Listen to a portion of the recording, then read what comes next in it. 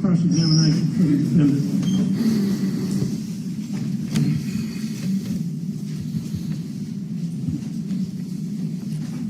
Mr. Autry, I'm Jennifer Thompson. I think we've been in court together before. That's correct. I want to go back over this story with you. And I think that one of the first things you did was you began to explain to the jury that you were from the Parsons area. So your mother's actually from the Parsons area also, isn't she? That's correct. And her name? Shirley King. Okay. And she has some sisters that live in the area? That's correct. And does she have a brother also? She does not. Okay. And you said your maternal grandmother lived in the area? That's correct. Okay. So you have an Aunt Rita who lives actually on Pew Road. 790 P Road. Okay. You have an Aunt Judy that lives there. 900 Yellow Springs Road, I believe, is the exact. She's actually moved into your grandmother's house. That's correct. And then you have another aunt that lives there. Can you tell the jury? Carrie Hickerson lives in Holiday. Okay. Holiday, which is very close to the area, right? That's correct. Okay. Holiday being just north of Interstate 40. That's correct. Is that right? And actually, is Rita and Jimmy Austin, is their mailing address Holiday? That's correct. And your Aunt Judy, her mailing address would be Holiday? That's correct. Okay. So your other aunt, Miss Hickerson, she's in Holiday? I believe her actual last name is Christian. Christian, okay. Yeah. And your grandmother, what was her name? Juanita Hickerson. Juanita Hickerson. And so do you remember exactly when she died? The date, I don't. Okay. Did she die around the 1st of March? I don't recall the date. Okay. She died that spring of 2011, isn't that correct? If you say so. Well, I thought you testified on direct that she had died She had died before. She had died before April the 13th. Okay. I don't know the date or the month. I didn't visit them probably like a grandson or two. Okay, so it's just a fact you don't quite remember now, is that right? I don't recall the exact date. Okay, and you said you don't recall the exact month your grandmother died either, is That's that right? correct. Okay. And your father, he's from the area too, isn't he? 1333 Bear Creek Road. And his name is Gary Autry? That's correct. Okay. Matter of fact, his mother was from the area, wasn't she? She lived in the same house he does now. Okay. A little white house on Bear Creek Road. Brick house. Brick house on Bear brick Creek house. Road. At one time, your grandmother had lived in a white house on Bear Creek Road, hadn't she? That's correct. Okay. And Bear Creek Road actually runs into Five Forks Road, doesn't it? That's correct. So it's over there close to the Bobo home. That's correct. Okay. Because the Swan Johnson Road runs into Five Forks Road, doesn't it? That's correct. Okay. And your father's mother, her name is Sudie Autry. That's correct. Okay. And Sudie Autry's sister happens to be Ruby Bobo, doesn't she? That's half-sister. Half-sister. Half-sister is Ruby Bobo. That's correct. Okay. And Ruby Bobo happens to be Dana Bobo's mother. That's correct. Okay. And when you were a kid, you spent a lot of time with your grandmother, Sudie Autry, didn't you? That's correct. And at one point, your mom and dad lived in that little white house that she had moved out of on Bear Creek Road. No. Yeah, you're right. You're right. They lived there and in a trailer there on the place. Okay, because they had split up when you were still pretty young, right? Real young. Okay. So I'd like to go back through your version of events that day. You say the night before, you spent the night at Angela Smith Scott's house. I believe I testified to that, yes. Okay. And you started driving down that morning. You said, what time did you begin to... Do you remember what time you made your first phone call that day? To Mr. Adams. No, just the first phone call. You were so clear about your times that you were making phone calls. Do you remember what time you made your first phone call that morning? I believe I made my first phone call to Mr. Adams. I believe. Okay. And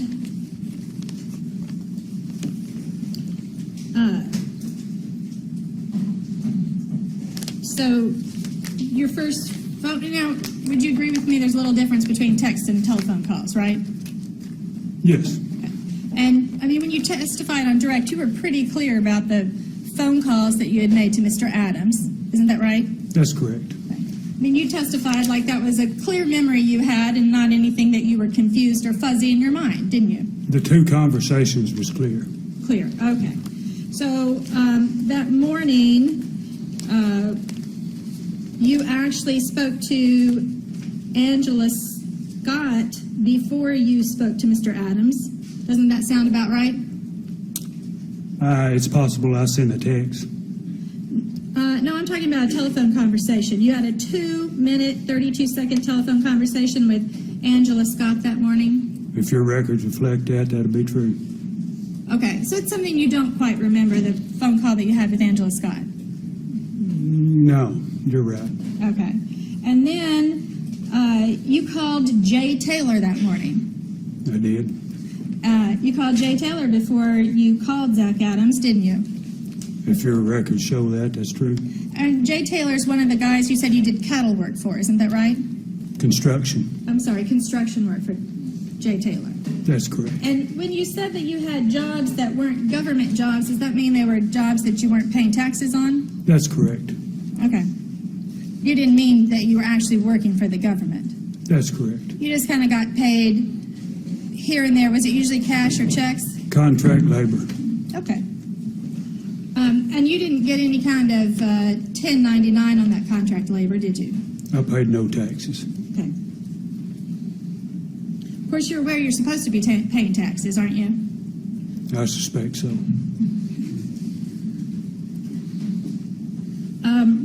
And so that morning, you also you had some text messages going on. You texted, the first time you texted Angela Scott, it was at 6:50 in the morning.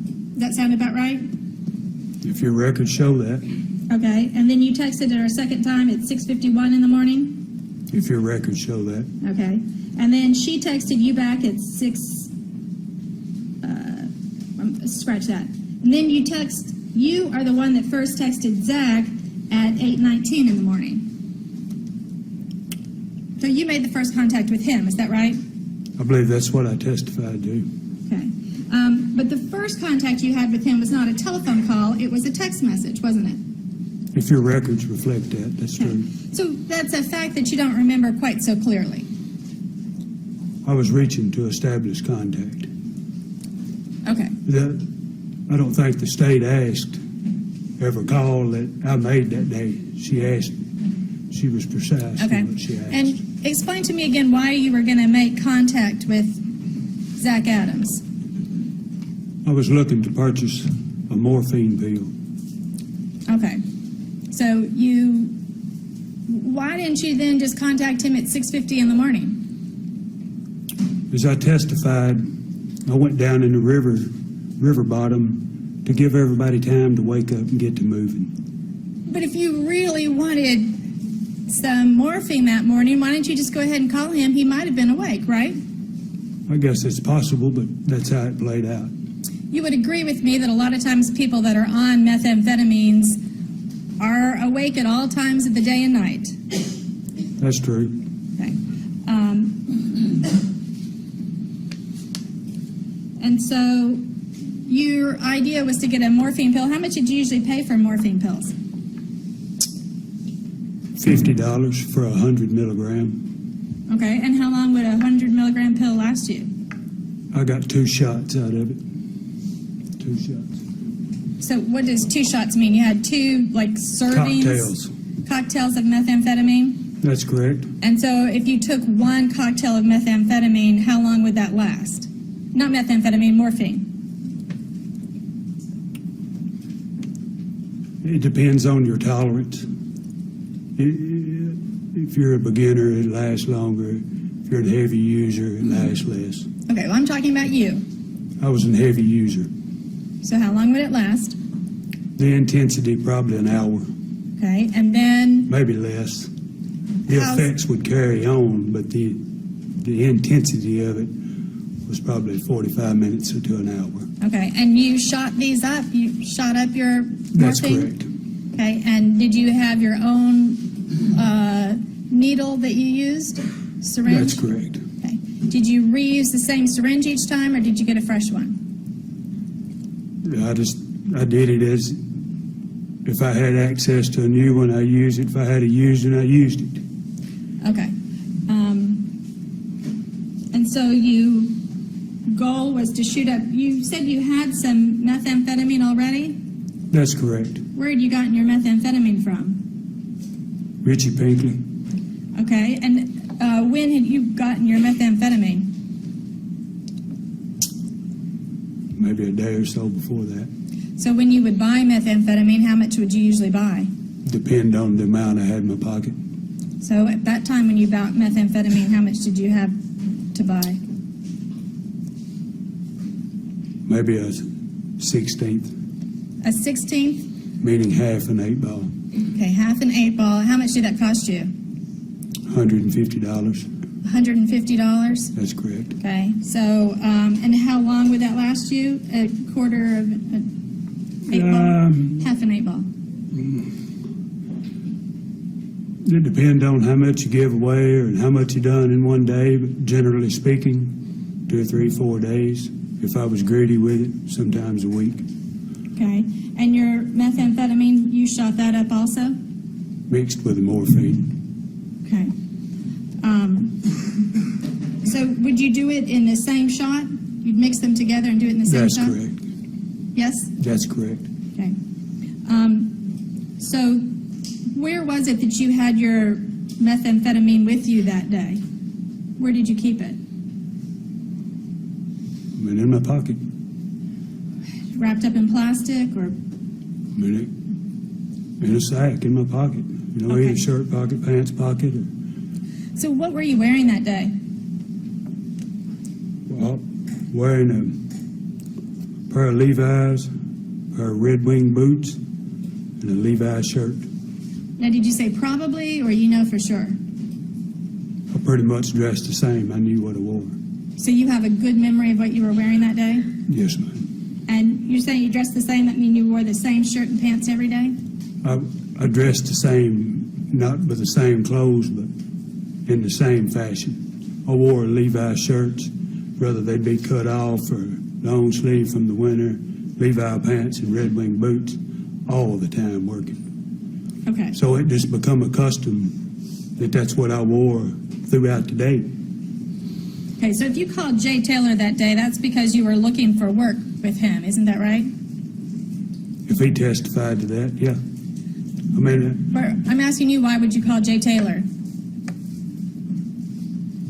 maybe just to have a conversation with him, to see when the next job, see when we're going to work, maybe. Okay. Would you agree with me that your meth habit and your morphine habit were fairly expensive habits? I would.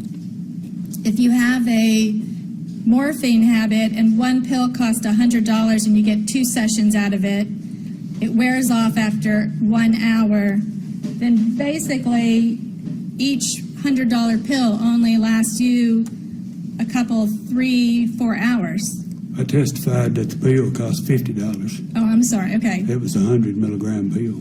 Okay. So a $50 pill is going to last you just half a day? Is that fair to say? A day. 1 day. That's correct. Okay. So, so it was important for you to work so that you could keep the money coming in to support your drug habit. Is that right? That's correct. Okay. So,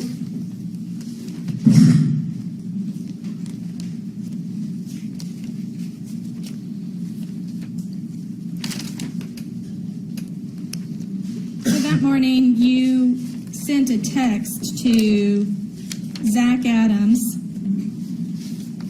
Let me find it.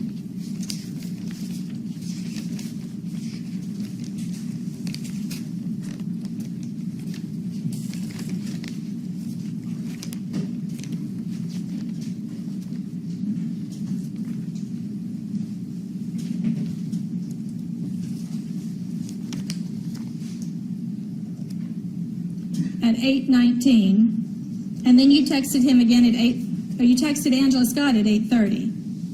And right after that, you got a text back from Zach Adams. I'm going to object. She's That right? asking a question, allow him to answer. Is that right? Does that sound right to you? If your records reflect that, that's true. Okay. And so at 8:37, Zach Adams texted you back. Does that sound right to you? If your records reflect that. Okay. And then you texted Zach Adams at 8:38. Does that sound right? If your records reflect that. So what was the contents of those text messages that you had when you first texted him? What would have been the content of your text message to him?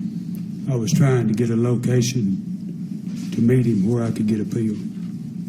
Okay. Trying to get a fixed location, as I testified. Okay. And you said that then when he texted back to you at 8:30, 8:37, do you have any memory at all of what it is he said to you? I don't know if I read the text or not. Okay. So then the next thing you do is you call him at 8:50. That's correct. Okay. And If your records reflect that, yeah. okay. 8:52 you call him, and at this point you're already in the Cox 2 area. The where? I'm sorry. You're already south of Interstate 40 at that point, aren't you? If your records say so. Okay. I mean, you recognize that with the cell phone records in this case can show the cell tower that your particular phone was using on that day and time. You know that, right?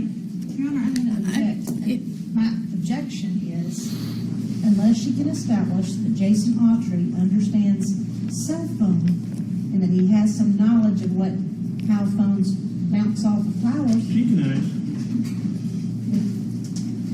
So you're aware that the records in this case can give some information about which cell phone towers the phone was using that day. I don't understand the workings of towers.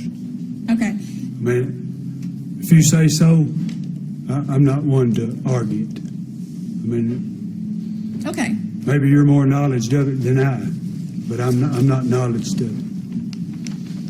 Okay. Well, so that morning you were also communicating a lot with your girlfriend, Angela Scott. That's correct, isn't it? If your records reflect that, that's true. Okay. And then, so tell us, you speak with Zach Adams on the telephone, and I think you said on direct that he said he would call you back when he got to a location? That's correct. Okay. Do you remember his exact words that he said? He said that he needed to see me. So you called him, and what did you tell him when you called him?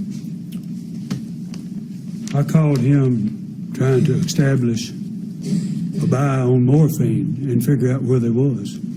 Okay. So tell me. And he told me that they were busy at the moment, that he would call me back. I believe is what I testified. He said he would call you back. Text back, I mean, Okay. you said that there was a volley of texts.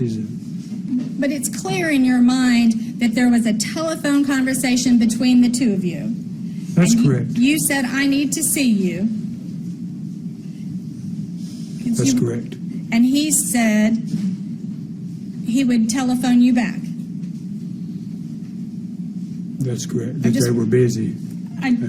Okay, he was busy. He That telephoned he you back. needed to see me. He needed to see you. That's correct. Okay. And then you called him back again. If that was at 8:40, you called him. That was at 8:52. You called him. Your Honor, I'm going to object. If that's the question, then ask the question instead of just making the statement that was at 8:42. He hasn't answered whether he knows the time. She's reading records. Reframe your question. Rephrase, I'm sorry. So the next phone record shows that Mr. Adams called you at 8:53 that morning, but he reached voicemail. Does that sound right to you? If your records reflect that. Okay. Then the records reflect, would you agree with me, that the next phone call is you to Mr. Adams at 8:55 a.m.? Yes, Okay. Now, is that the phone call that you're saying he called you? Okay, what happened in the second phone call then, that when you maybe called the him? voicemail picked up and I dialed right back. Okay. Possibly that. Okay, and so what happened in this second phone call that you had that morning at 8:55? That's when they told me they were at Cousins, meaning 30 Yellow Springs Road. Okay. Did he say anything else besides he was at Cousins? Said he needed to see me. Again, he said he needed to see you. That's correct. Okay. And, I headed that direction. okay. So it's your testimony then that after 8:55 you headed that direction. Do you remember where you were when you had that conversation with Mr. Adams?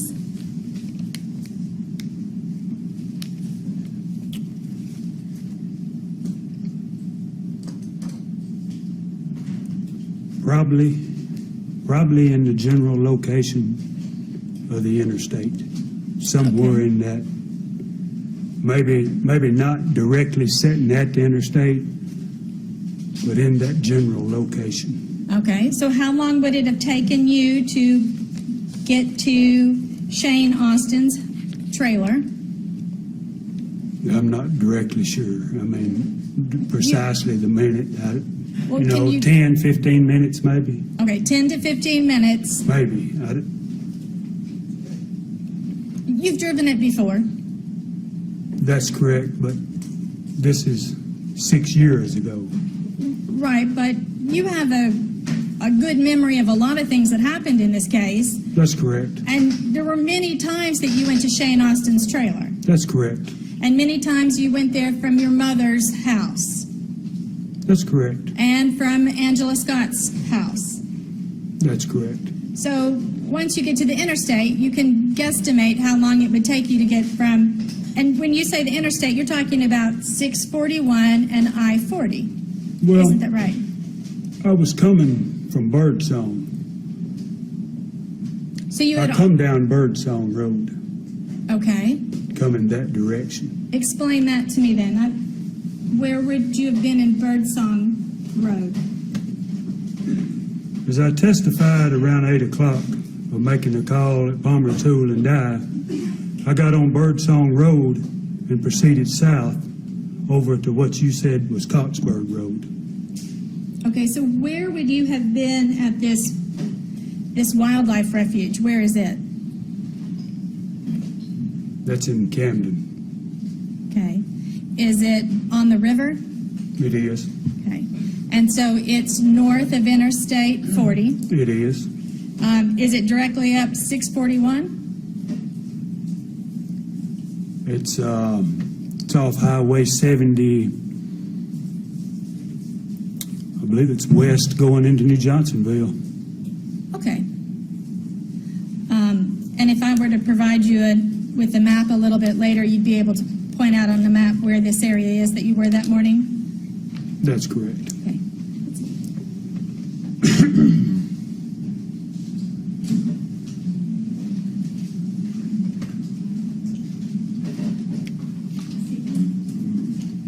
And then you said you traveled down Birdsong. So tell me, how is it that then you went over? What direction would you have, what route would you have taken to get from the wildlife refuge to Shane Austin's trailer?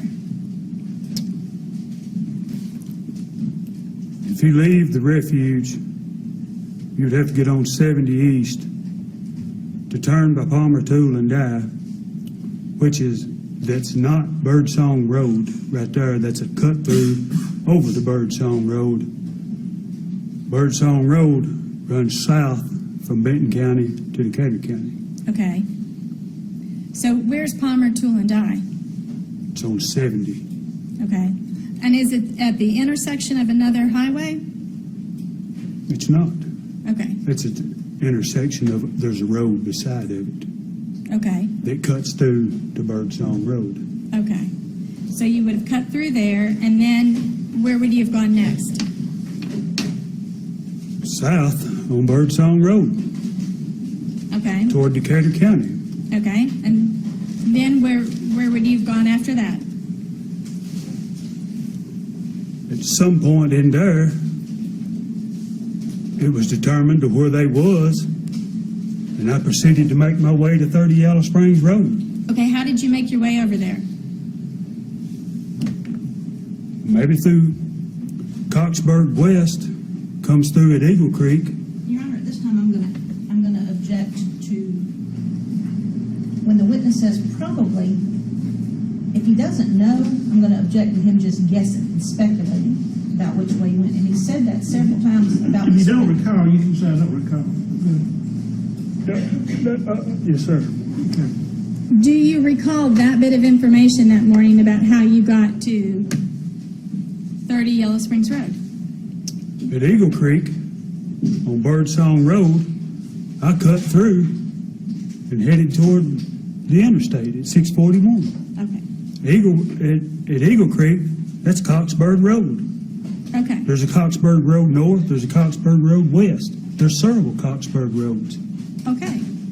So you cut through and you got on 641. Then from 641, how did you go? Coxburg Road comes over to, is it McElwain Road, I believe? McElwain Road runs into 641. 641 crosses the interstate bridge to where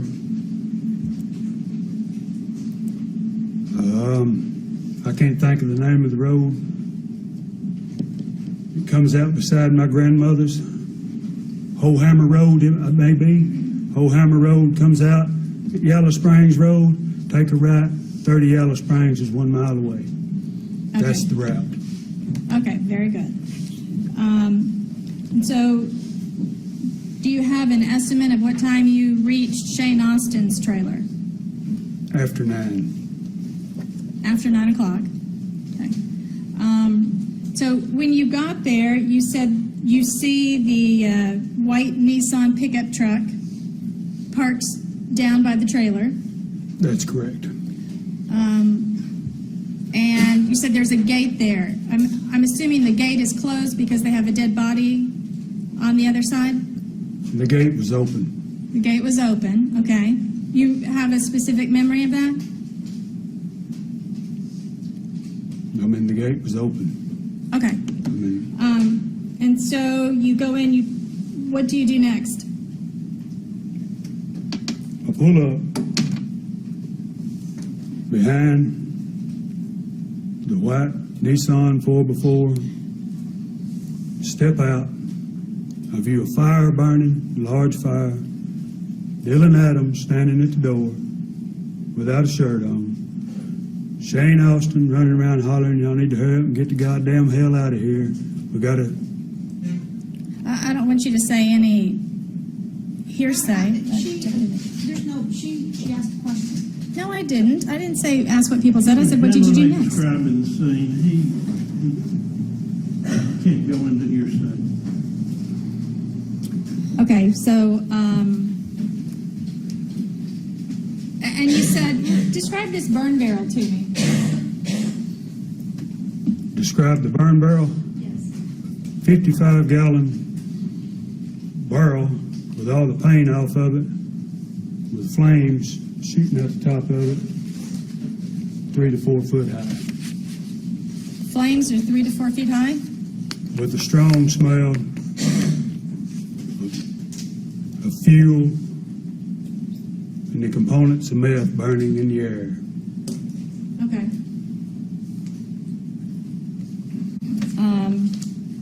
So what do you do next? I purchased the pill, And who did you purchase the pill from? Shane Austin, And how much did Shane Austin charge you for the pill? $50. $50. So what did you do what did you say to Shane Austin to purchase the pill?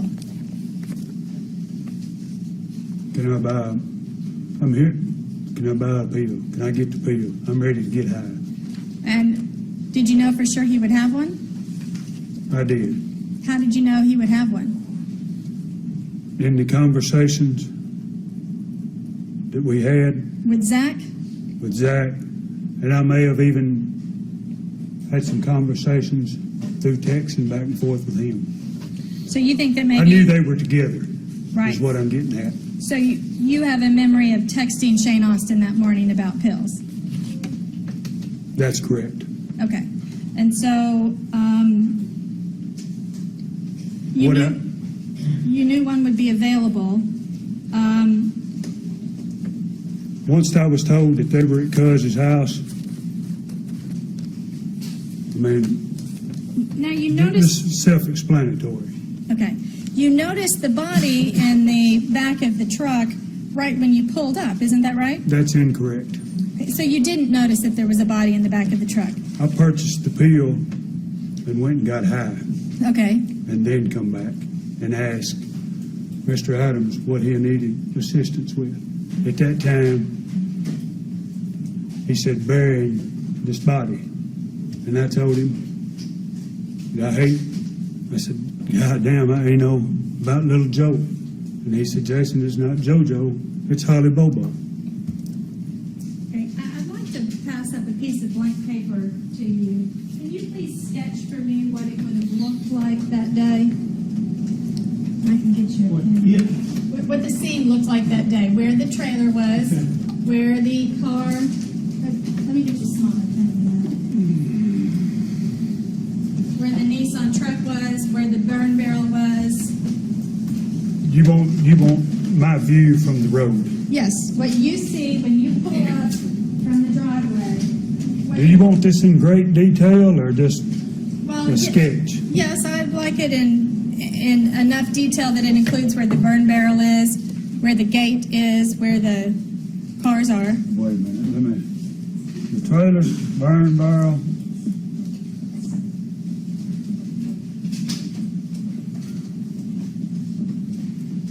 Truck, what else? Where's Gate. your car? Gate, Gate, yes. PT, Yes, your PT Cruiser. Where's your PT Cruiser? what else do you want to know? Well, where's the front door to the trailer? All right, let me get caught up right here.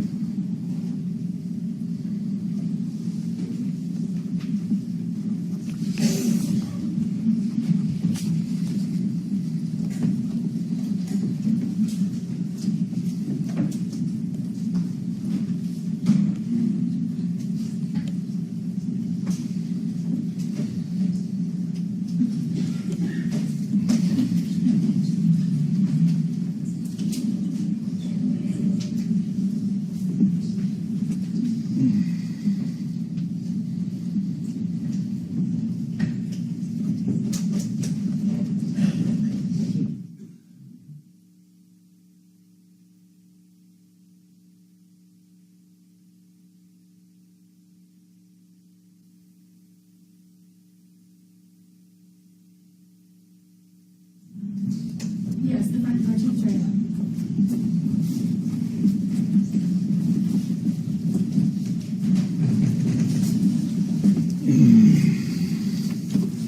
Trailer, barn barrel, gate, PT, 30 Yellow Springs Road, barn barrel. Did you label these things? I did. Very good, okay. It's in the rough. It's in the rough. I done it as fast as I could.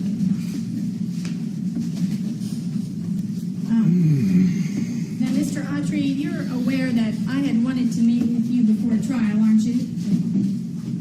No, I wasn't aware of that. You weren't aware that I had requested through your attorneys to meet with you? I was not. If they brought it up, I don't I recall don't it. object to any conversations. he said he wasn't aware, and then he, Which attorneys did you make an attempt through? Mr. Scholl and Mr. Paris. All right. he said he wasn't aware, okay? I mean,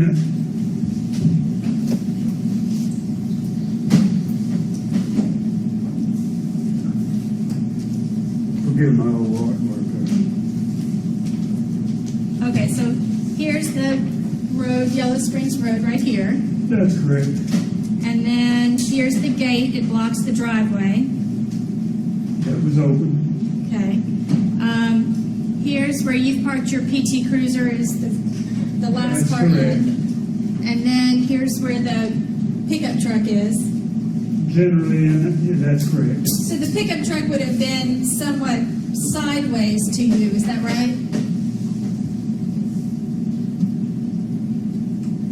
If I you're guess. parked behind it and if the road's turning, you're almost looking at the pickup truck from an angle, not from straight behind it. Yeah. Okay. Is this little round circle right here is the burn barrel? That's correct. And then this is the trailer and the front door? That's correct. Okay, so when you go to shoot up, you're going to mix up the morphine. How do you mix up the morphine in order to shoot it up?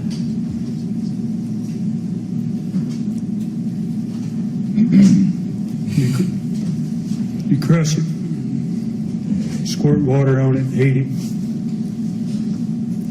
pull the liquid off Okay, and where did you do this activity? in the front of the PT Cruiser, in the driver's side seat. Okay. That PT Cruiser belongs to your mother, is that right? I believe it's registered to Stephen DePriest, Okay. titled to Stephen DePriest, Okay. Perry County, Tennessee. So where did you get the water to mix up the morphine? I had it with me. Okay. You mix up the morphine, and then how long do you have to cook it? 30 seconds. Okay. You just heat it in a metal spoon. It releases whatever, I don't know the chemical, how it releases, but once it comes to a boil, you throw the cotton on it and you can pull the fluid off. The morphine becomes liquid. The cotton screens away the buffering or whatever's in Okay. And then you put it in the syringe? the, you use a syringe to pull it with. Okay. You pull it in the same syringe you're going to use. Okay. Did you have an arm that you usually use to shoot up the morphine with? Yeah, I did. Which arm? Right arm. Okay.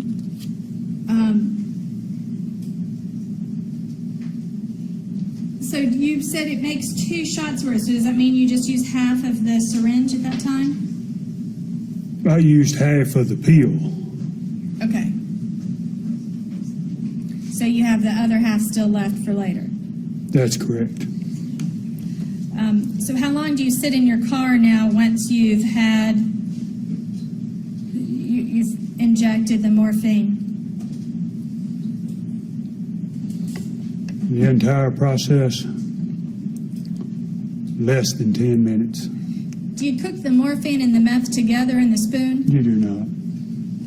So you load the morphine into the syringe and Just then either way you want to, either way you can go either one. There's no scientific method about which way it needs to go first, or I mean you can either way you want to do it. so then do you remember that day which one you did first?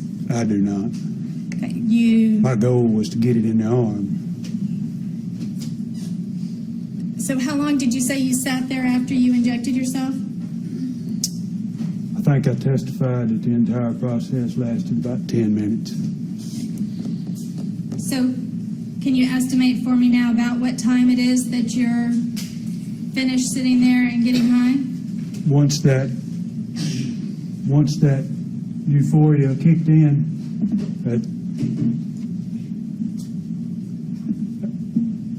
you could probably say that my track of time was affected, altered. So you're saying that these drugs affect your mind and your thinking? Yeah, yeah. So you get back out of your car. What's the next thing you do or say? I get out of the car, PT Cruiser, Zach is standing at the door. Who's standing at the door? Zach is standing at the door of the Nissan 4x4. I asked him what he needed my assistance in. I didn't hear that. I asked him what he needed my assistance in Okay, and what did he respond? to bury the body. Okay. Is that when you notice that there's a body in the back of the truck? That's correct. Okay. What is that body? You said it's wrapped up in something. What's the body wrapped up in? A multicolored, maybe like an old farm handmade quilt. Okay, do you remember what colors it is? Multicolored. Okay. There was multiple colors. Is there one color that was predominant over the others? And I don't recall if there was one color present more than the other. Okay, so it's a fact you're not clear on. It's a fact that I don't know which color was dominant. Okay. So he says he needs help getting rid of burying a body. That's correct. What was your response?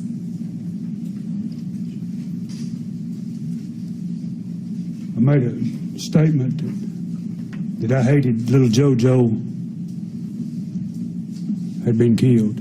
Okay, so you just jumped to the assumption that this is little JoJo. Prior to that, it was being discussed. Well, but you jumped to the assumption because he didn't say it was little JoJo that he needed help burying. He did not say that. He said he needed help burying the body. Okay. Burying the body. And how did you reply? I said, damn, I hate that little JoJo got killed. Okay. And he responded, It's not JoJo, Jason, it's Holly Bobo. okay. And then what was your follow-up response? I said, I agreed. And I said, we're going to have to leave here because I don't want Shane or Dylan knowing that I'm involved. Right, so you said, I thought at some point you said, who's Holly Bobo? That was on the ride back from the river when I asked how she got who. Okay, so there's a person, a female, in the back of the car. He says, I need help burying this body. You are all in at that point. You're like, okay, I don't want Shane and Dylan to know I'm involved, but I'm all up for helping you bury the body of an unknown female to me. That's correct. Okay. And so do you whisper to him, meet me up at the church? Talking like I'm talking here. How do you keep Shane and Dylan from knowing what you were doing? They were not. Dylan was inside the house. He never came out. Shane was throwing shit in the barrel. He was Okay. over here. So at that point, you get in your car and you, I tell him that I won't take the car to Yellow Springs Church. At that time, I parked at Yellow Springs Church. okay, When I got out of the car, walked out to the road, he was pulling out of the driveway, heading my direction. okay. And so and Yellow Springs Church is just a very short distance from Shane's trailer, isn't it? Less than a mile. But now when you park at Yellow Springs Church, because the church is on a hill and there's all those built-in tables around it, you can't park in the back where no one can see the car, can you? I parked right beside the pavilion. But it's clear, and Yellow Springs Church actually sits on a corner, doesn't it? The car was in plain view. Plain view, right there. Excuse Okay. me. So, you park the car there. How further behind you is Zach Adams? When I got out of the car and walked to the road, he was pulling out of 30 Yellow Springs Road coming this way. Okay. Coming toward Yellow Springs Church. So you could see all the way down the road, see him coming. From the church, you can see the driveway Okay. So during the fall when the leaves is off. Okay. You can see a vehicle down there. Okay. So he comes up, does he even pull into the driveway, or are you just standing on the road and get in? I'm at the road. Okay. You get in the truck. I'm assuming it's an extended cab, right? Front seat, back seat? Nissan 4x4 extended cab, white in color, And so you get in the passenger side. passenger side. Okay. You say that's when you notice that there's a gun riding around on the floor? In the floorboard on the driver's side. At some point, did you think it was dangerous riding with a gun floating around on the floorboard? In my line of life, it's quite common. Okay. So you all start heading, and you're going to go bury this body. Is there any talk at all before he pulls out? Because he doesn't even pause at the church. You're in the road. He stops. You get in. You don't even sit and park and discuss anything for a minute, do you? You start driving. Yeah, you're correct. Okay. And you've got a body in the back, just wrapped up in a quilt. Holly Bobo's what he said. Yes. So you start driving, and you're headed towards the river. Not in the beginning. Okay. I raised the question that there were no shovels or pickaxes. When I looked in, I seen nothing to dig with. Okay. A conversation ensued about I didn't know where you could go with a dead body and find stuff like that. What about Shane's house? Shane's trailer. What about it? Did you try to get a shovel or pickaxe at Shane's trailer? I did not. Did you consider at that time sending Zach back to go get a shovel and pickaxe at Shane's trailer? I don't. No, I did not. Okay. So I'd like to look at the route. I have some maps that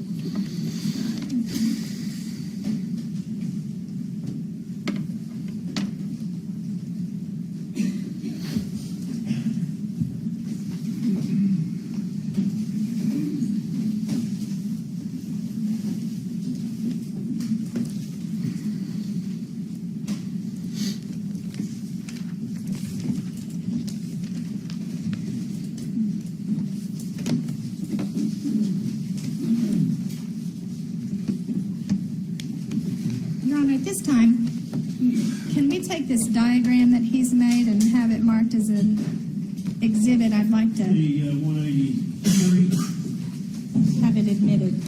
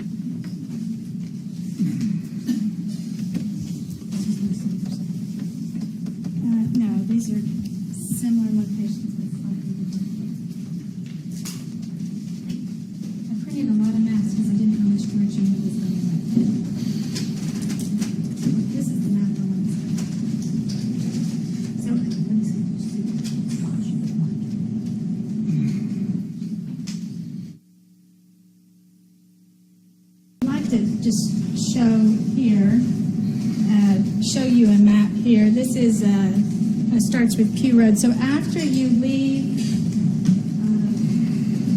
the church, where do you go next? Let me find my location here. I think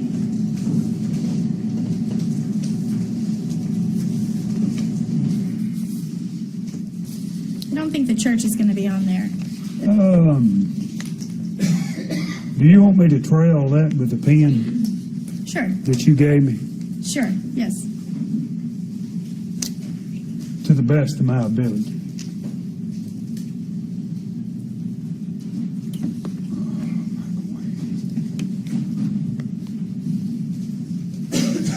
Where,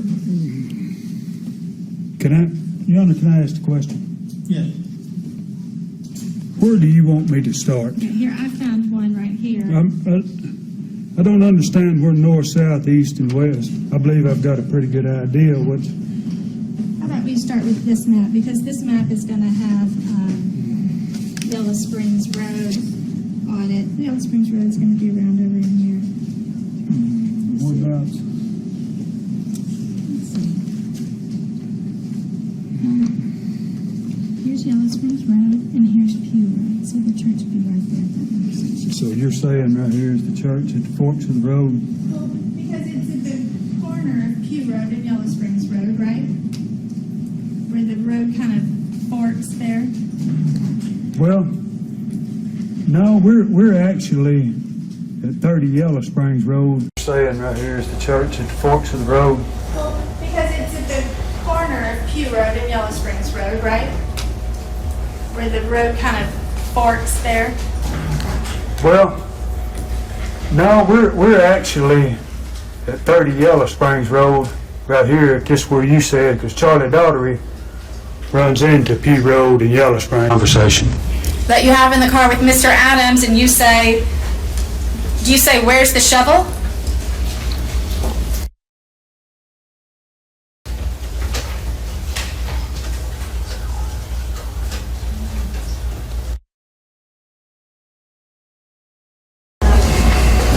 The church. Where do you go next? Let me find my location here. I think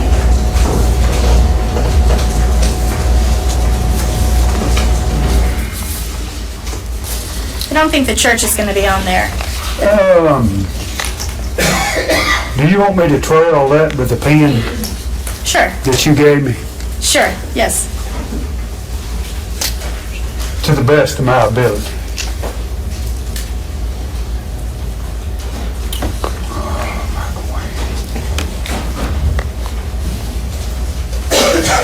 Where, can I ask the question? Yes. Where do you want me to start? Okay, here, I found one right here. I don't understand where north, south, east, and west. I believe I've got a pretty good idea what's. How about we start with this map, because this map is going to have Yellow Springs Road on it. Yellow Springs Road is going to be around over in here. Whereabouts?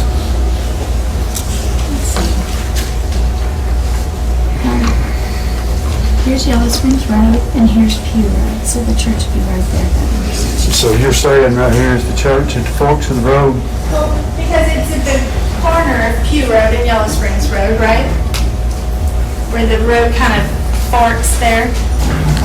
Well, no, we're actually at 30 Yellow Springs Road right here, just where you said, because Charlie Daughtery runs into Pew Road and Yellow Springs Road. So this mark that I've got where you pointed is 30 Yellow Springs Road. The church is, if you'll step back over here, I'll show you. Okay. Sure. The church is actually right in here. This is the road. Okay, right. You know, there's three roads right there. Right, where it kind of Yeah, correct. forks, right there, So right yes. there would be the church. Okay, can you just put a C there then? Okay, and put a, We for went this Shane's direction. trailer, why don't you just put a SA for Shane Austin? Judge, I think at this point, we need to not have a conversation there aloud.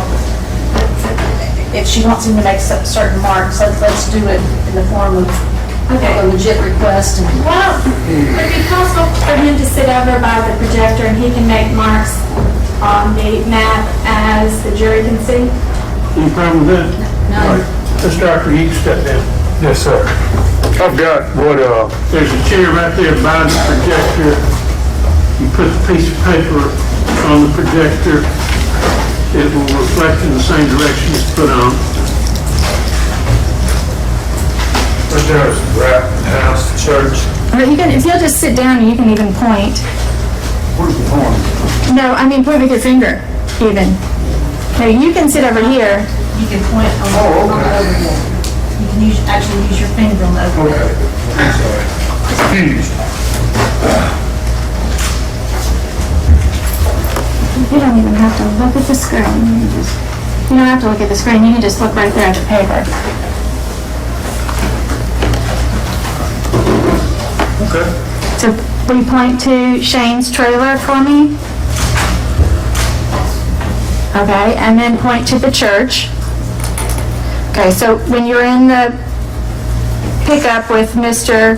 Adams, which direction do you go from there? That's down Pew Road. So you go straight across. When you get to 641, would you point to 641 for me? Right here.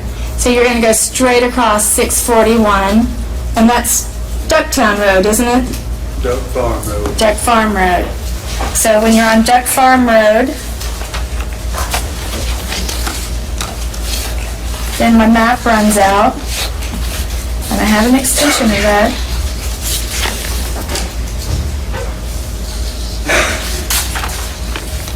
I believe you're looking where Duck Farm runs into Michael Wayne Road, maybe? That's what- Sure, so here I have a second map. If you look at the second map, it's kind of picks up where that map left off, going east with Duck Farm Road. Let's locate Duck Farm Road somewhere here. Yeah, in this area right Right there. here.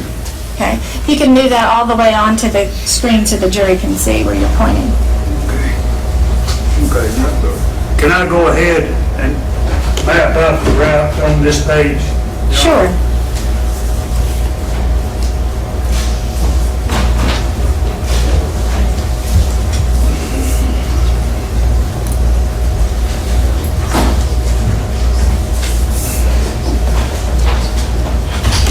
What is,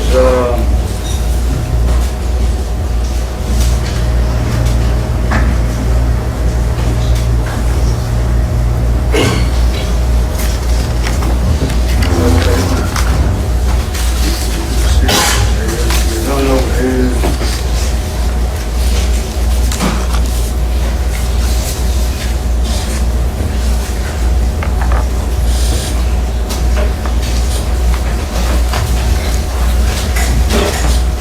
So now you're at Sugar Tree. You're, well, right here, we take this way here, this being the center of Sugar Tree where the roads, where the three roads connect, right? Yes. That's what you're saying? Yes. Okay. We head this way.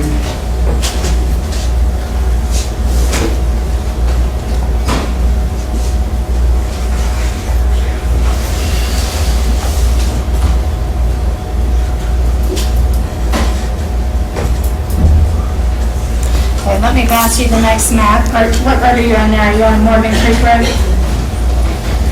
I believe you're correct. Does Morgan Creek run to 133? Do you have that? I believe so. 133 being, you're talking about the Birdsong Road exit? Morgan Creek running right. Now, we,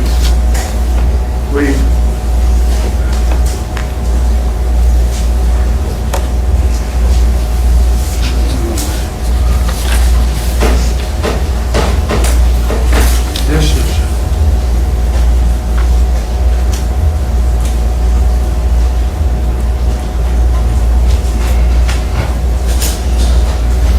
right here is the 133. assuming this is traveling in to our destination. Okay, so now, can you start with the first sheet on the bottom? Okay? And then, I'm sorry. we've already gone over this one, you were on Duck Creek Road, so now let's start with, We're right here. yes, you just right there, and if you'll just show the jury where you were on Duck Creek Road, if you'll point down here, all you have to do is look down here, These arrows reflect the route. that you took, okay? So tell me what road you're on, Morgan, you're on Duck Farm Road, you said? Well, I think we got off Duck Farm Road up and got on McElwain Okay, so Road. tell me McElwain Road's next, Uh, and then where do you go next? let's see. We come to Sugar Tree, take a left.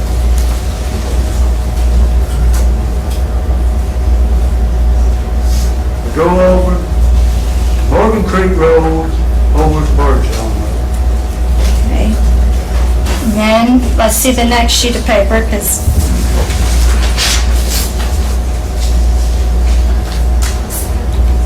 This is, Morgan Creek runs into Birdsong, Birdsong runs into 133, which is the interstate bridge. okay, This being the location of the murder, this being the Tennessee River. okay. There's no, absent of your maps, is the details of the gravel roads. Okay. So, This being the slough that I'm talking about with the rock pile right here.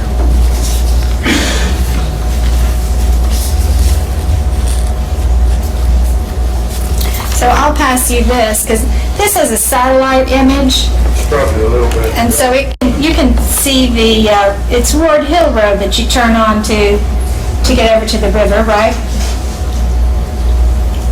Well, you see this road right here? Yes, that's Ward Hill Road, isn't that right? I don't know. According to this map, it's not. You see right here is Ward Hill Road on this map.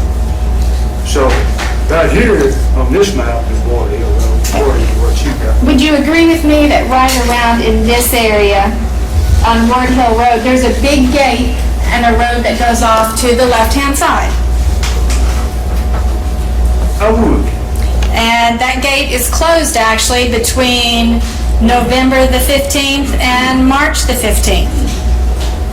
They don't allow you to go down there in the wintertime, do they? That's correct.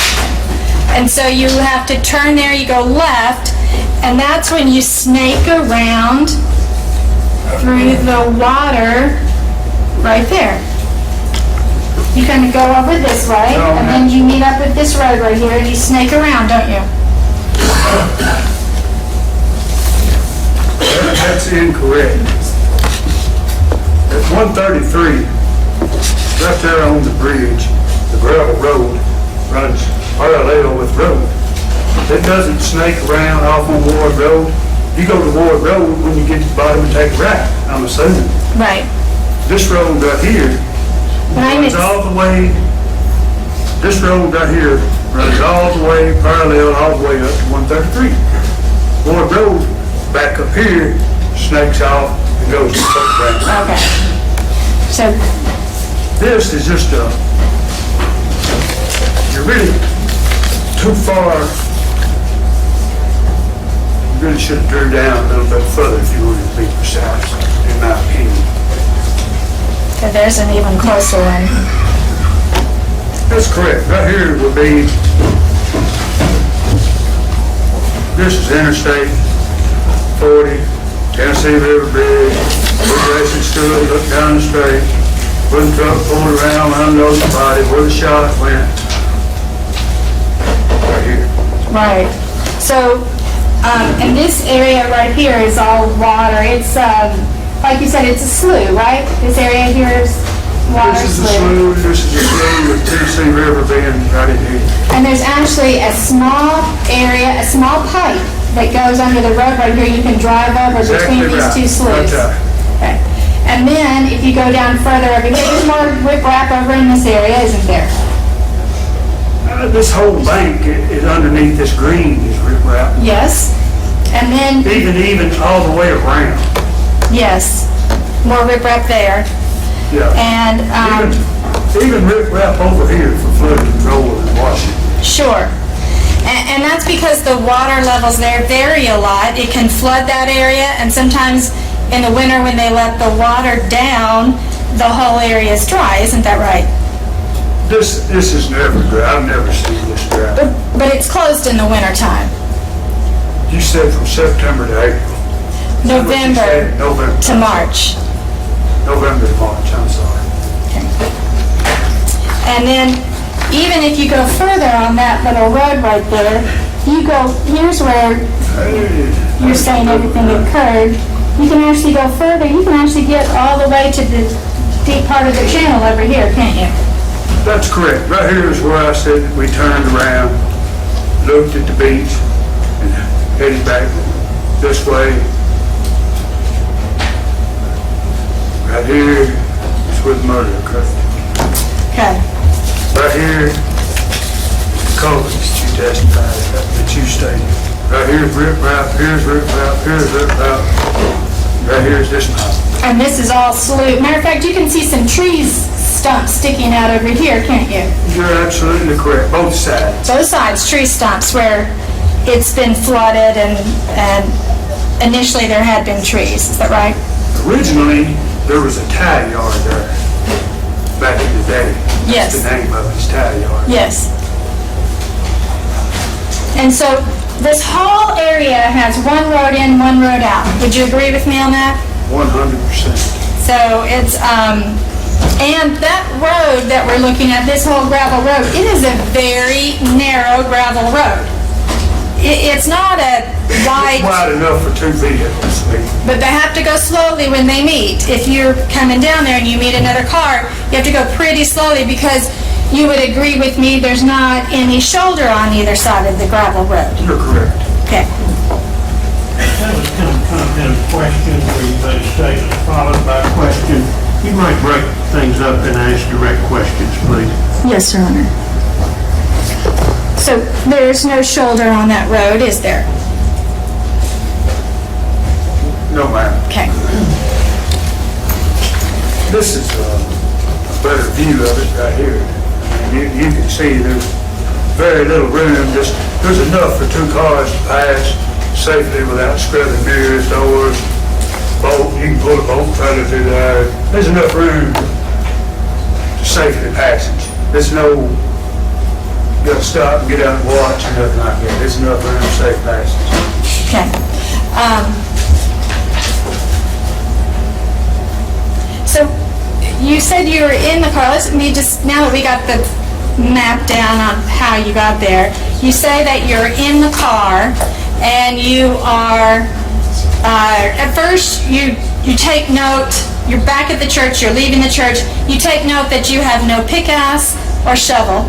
When he, No, wait a minute. done with the map, is he done with the map? Okay, if you're done with the map, will you hand them to me and then let's get them kind of in order so that we can, I'll pass them to you just real quick and we're going to identify them. So, Mr. Autry, Probably stay there until you identify them. Yes. File them as exhibits. So once we get them filed as exhibits, we return back up here. But she's gonna be handing them to you, so just stay put. Yes, sir.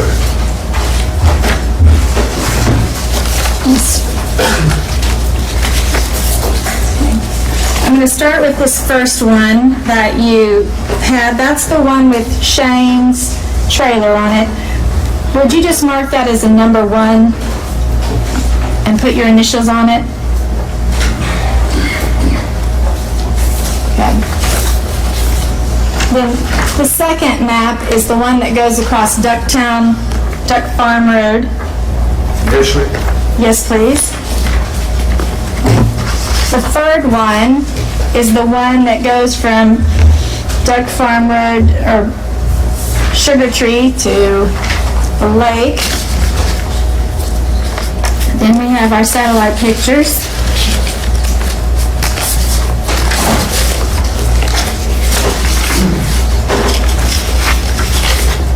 The first is the overall view of the satellite.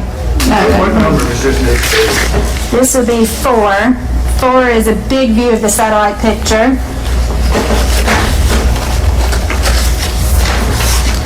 3 is somewhat closer up. This number 5? That's, number 5 is somewhat closer up.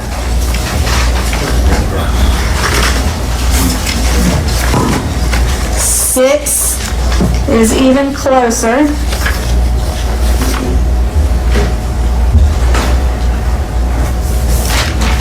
And then 7 shows where the road dead ends.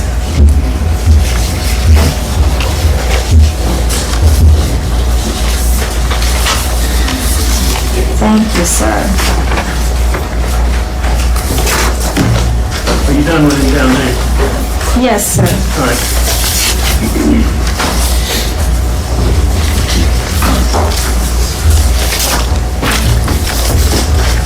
If I can pass these forward and have them marked as exhibits. You want to make them collective since they got individual numbers? Yes, Your Honor, that's All right, fine. but they collected exhibit 184. You got a clip? We can turn it off for now, especially since it makes it hot. Yeah, we can turn that up too.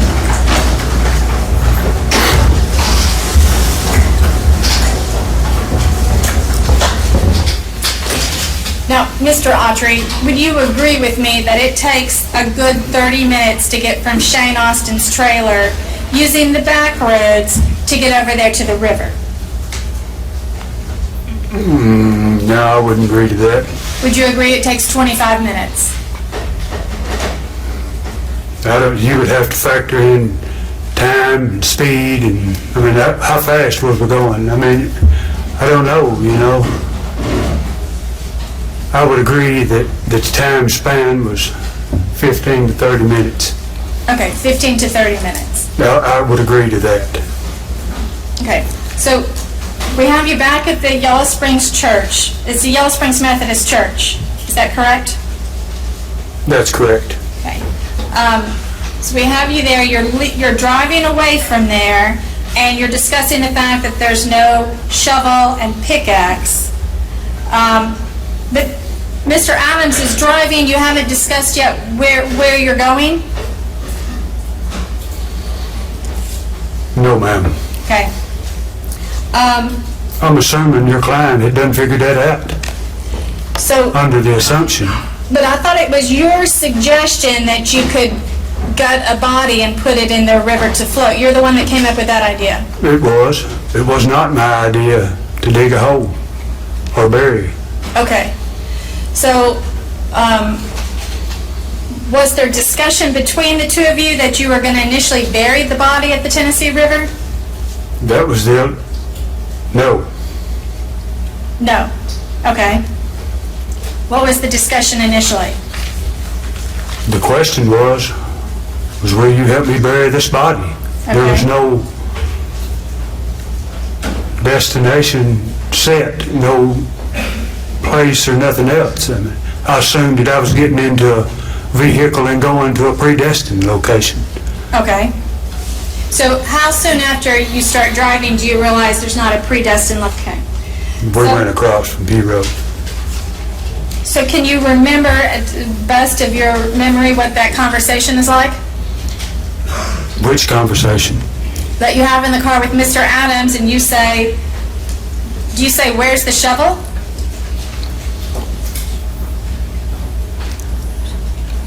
Yes. Okay. You confused me. I'm sorry. I'm not trying to confuse you, I'm trying to understand. I So, testified that I told him that I did not see no pickaxes and shovels in the back of the truck. because that was going to be pretty clear from the moment you got in the truck, Which conversation? that you have in the car with Mr. Adams and you say, do you say, where's the shovel?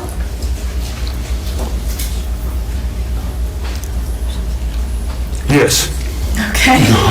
I mean, you confused me. I'm sorry. I'm not trying to confuse you, I'm trying to understand. So, I testified.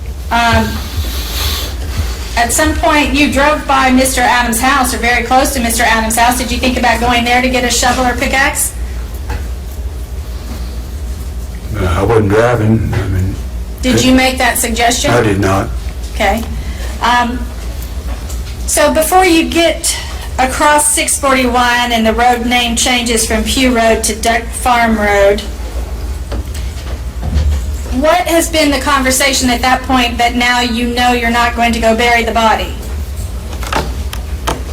That was the conversation. I mean, that's a very short drive. Okay, so tell me the best of your memory what that conversation is. I told Mr. Adams that I did not see a shovel and pickaxe in the back of the truck, and I did not know to where we could go and get one Okay, with a dead body in the back of the truck. okay. Did he respond? I'm not sure. Okay, so then what did you say next? I started telling him about the body at the river that I had seen in the past. So you're saying that in your That- past, Go ahead. in your past you saw a dead body at the river? Right there where you said the bushes were that looked like they were flooded, Okay. floating. So when was that you saw a dead body there? Early 2000. Okay. Did you report that body to anybody? I did not. Did you ever hear in the news what happened with that body? Never did. Okay. And so one day you just happened to be at the river, that same spot where you took Holly's body. And No, where we. where I meant you plural, where you two took Holly's body, happened to be a spot that 11 years earlier you had also seen a dead body there. That's correct. So when you had seen the dead body there before, the body was floating. That's correct. And clearly the turtles had not eaten that body by the time you saw it, had they? They were working it over. But there was enough of the body left from the turtles that you were able to see it Determined, you're and correct. determine it was a body. And right there in that slough, you would agree with me that there's not a direct river current there because it's a little slough off to the side, wouldn't you? It's still water, yeah. Still water, okay. And so, what do you say? You have this memory that comes to you. How do you communicate this memory to Mr. Adams? How did I tell him about it? Is that what? Yeah, how did you tell him about it? I proceeded to tell him that back years ago that I seen a body floating down there. And the only thing holding it up was the guts and the gases. I proceeded to tell him about the days on the Tennessee River that I'd spent multiple times seeing old dead fish floating belly up, that the guts and the gases until that was what was holding them up. Okay. And so, what did you say next?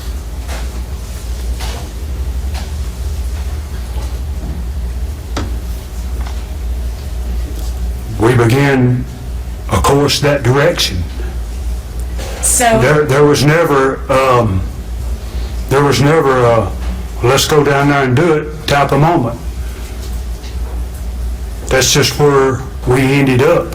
so he just naturally began to drive towards the river. I guess I can't read his mind, but I'll assume that he thought that was a good idea. So, you have a conversation with him. You say, listen, back in 2000, I saw a body floating in this still water of this slough. And I've seen a lot of dead fish. The fish are dead, and the one thing I know about them is they all float to the surface. That's correct. because of the gases in the inside of the fish. So my suggestion is we go put a body in this same spot. I never made no suggestion Okay, that we go. We just okay, naturally go there. Head worked that our way that way. Okay. And so when you get there, is there other conversation in the car as you're driving there? There he is. We talk about, what was that? The one road that you were, Ward Road? Ward Road runs to, Ward Road runs over to a boat ramp. Yes. We drove over there to make sure there was nothing over there. We come back. We were discussing not being seen, making sure that quote unquote coast is clear. Here, let me show you another satellite photo. Do you want me to come over there? I'll show it to you first. Let's take a break. It's stuffy in here. Hopefully it'll be a little cooler up there. We'll take afternoon break for 15 minutes.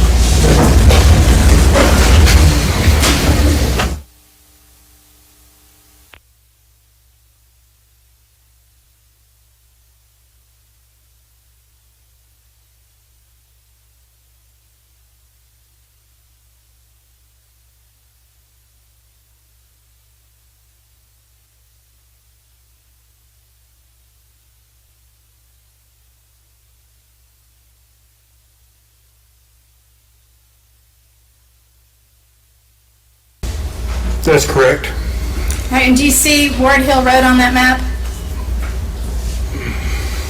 I do not.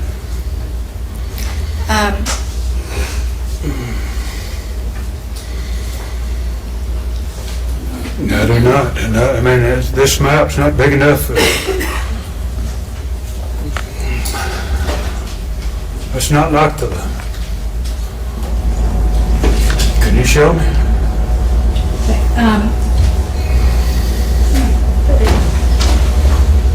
There's that Ward Hill. I thought they said that's Stinson Holler.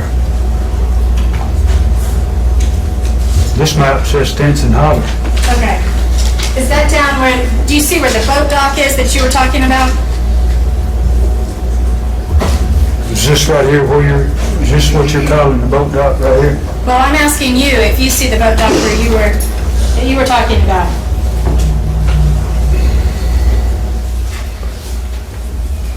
I can't justify that being the boat dock right there. You can't? Not on this map, I can't. I can't see a boat dock here. Okay, let me pass up another map. This is not a satellite picture, but this is a map with some roads labeled. See if up in that upper right corner you see a road marked Ward Hill.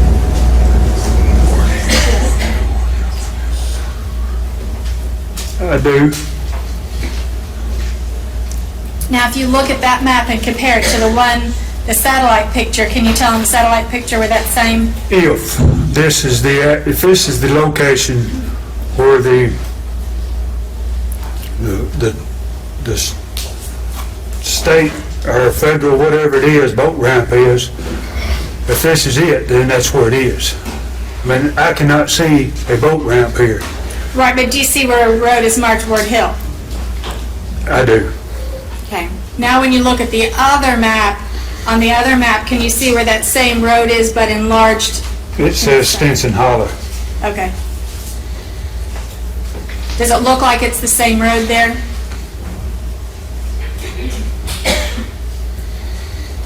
Maybe. I I don't know if this Well, is. that's fine, I if mean, you can't it- identify, that's fine. I will say this, it's in the general location, but the names is different, there's no boat dock visible. Okay, that's fine.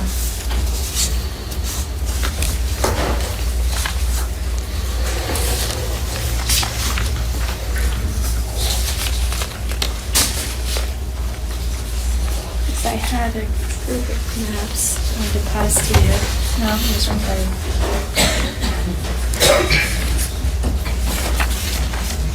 Next, we had talked earlier about if I can just have those maps back since you weren't able to recognize me. I think that,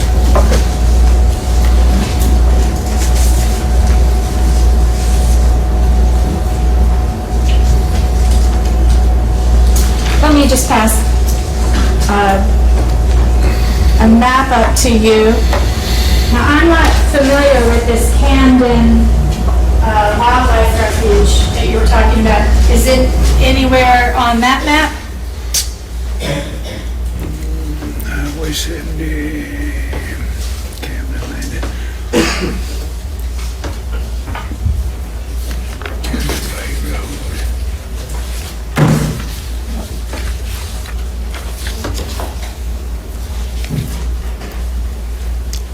I believe, not 100% sure, that this Camden Landing Road that runs into 70 Yes. before you cross the Tennessee River Yes. is the general location of where that is. Okay. So that morning And when, That's not marked. This is not marked. Refuge, Camden, I mean, this, I'm assuming that Camden Landing Road is the road. I mean, I don't know. I mean, this is not, I don't want you to assume. I want you to tell me where you were that morning. Let me pass you this map. See if that map says it a little clearer.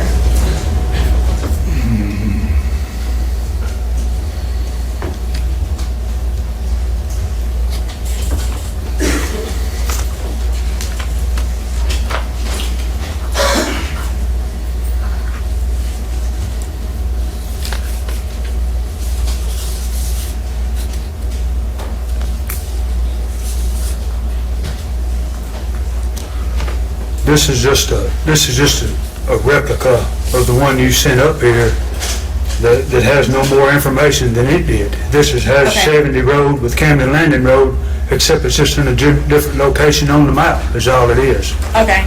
There's no identifying factors to it. What's the first road that you hit that morning when you were making your way from?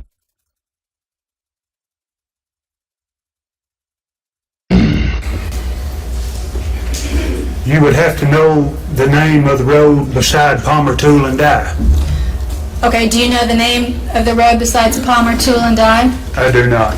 There's a road on there, Palmer Road, off of interstates, off of Highway 70. Do you see Palmer Road?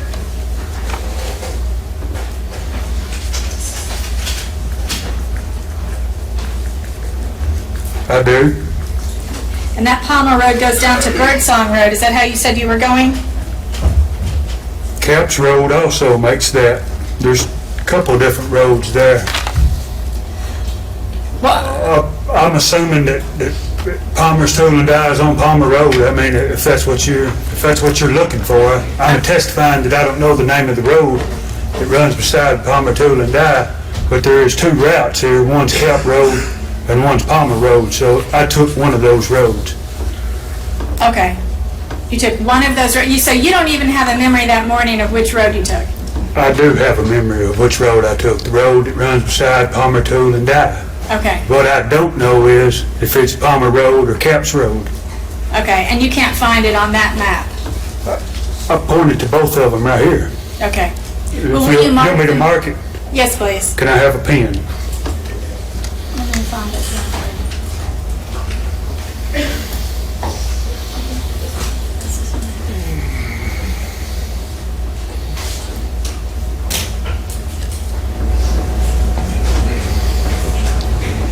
Do you want me to, is this number 8 and initial it?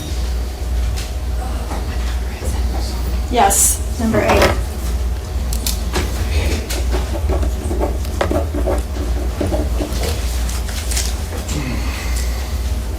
you want me to mark Palmer's Road and Yes, because you know Capps Road? you know you took one of those two roads. Well, on this map, they're right beside each other, like they run parallel, adjacent to each other. So, what sign do you want me to put on there? Just a mark? How about P for Palmer Road and what was the other one, started with the C? Capps Road, PR and CR. I think this map should be number 7. No, we entered number 7 over there, this is number 8. Okay.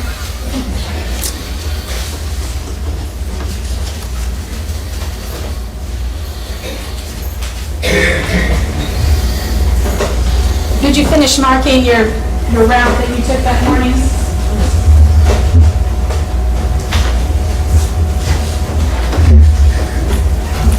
To Birdsong Road To Mr. Austin's house. on this map. Yes, if you'll mark it on that one.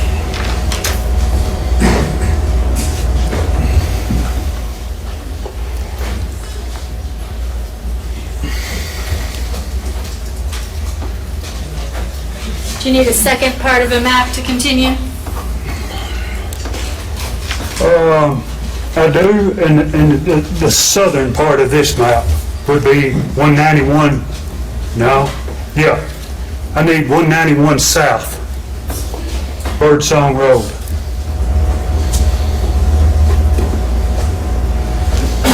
So then, if that's number 8, we'll mark this one number 9. This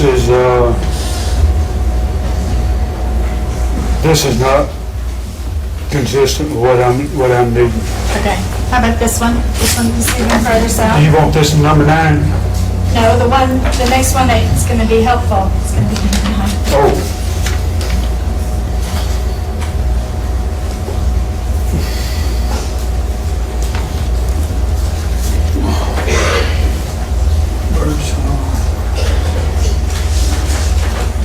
No, we're all off here somewhere or another. Okay. We have a great distance missing from one map to the other. We're missing Birdsong, we're missing a large portion of Birdsong Road.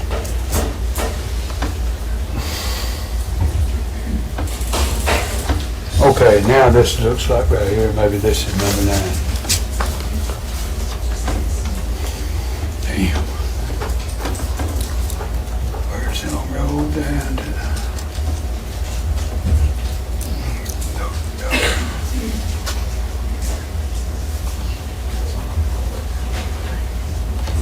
Yeah, okay. We're on target now.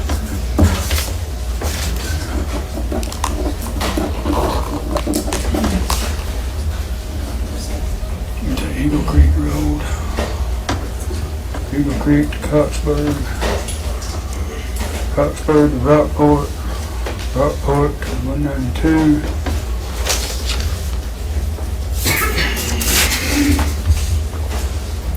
Right here.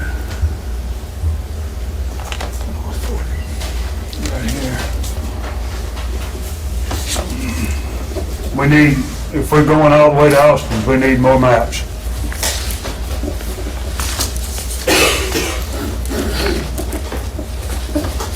This one ends it.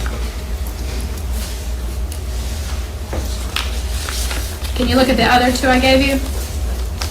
We need to go further south to get to Austin. For the other 2 I gave you, do they? These are all coming south from Benton County. Okay. And these are coming from Benton County to Decatur, south, Birdsong Road. You need south of Interstate 40 is what you need next. See if that one helps. See, I'm sorry, I don't know which way you went, so that's why it's hard for me to. No problem. You're not bothering me. This is not what you need. Okay, then let's go back to the maps. Did you retrace part of your steps that you did I'm here. I've made my way from the refuge to North 40 right now. I need from North 40 to Shane Austin's house, maps. Oh, That's Not helpful. yeah, that's north of all of this. well then let's get the exhibits that I put in already. 184 collected. Oh, I see where you are now, yes. Those are already in. So it's the 184 collected, it's the little maps and the sheets. We need Whole Hammer Road over to Yellow Springs Road. That's what we need. We need south of Interstate 40.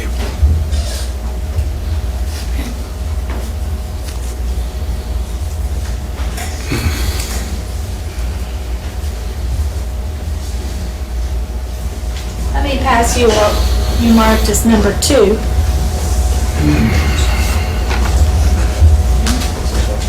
Okay. This is after we got in the vehicle and headed toward the alleged quote dump site. This map is our tracks after I got in was, Yes, but you can make a mark on that map too. That's gonna take you down over to Shane Austin's house, right? We maybe at least make a Uh, color judge. no, it doesn't.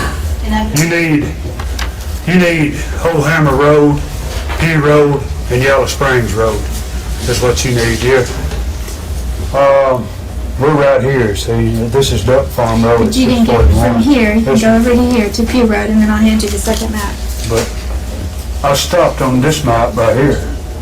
We need, Okay, so you can get to P Road from here, and then I'll hand you the next map. where's P Road at on here? It's right there, across from that farm road. But you got to go down Whole Hammer Road. I went down Whole Hammer Road before I got to P Road. Let me hand you all the maps. Okay. Thank you.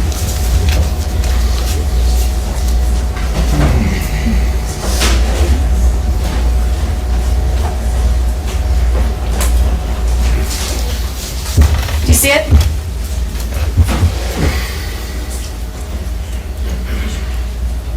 I do not. Okay. We have part of the route marked out.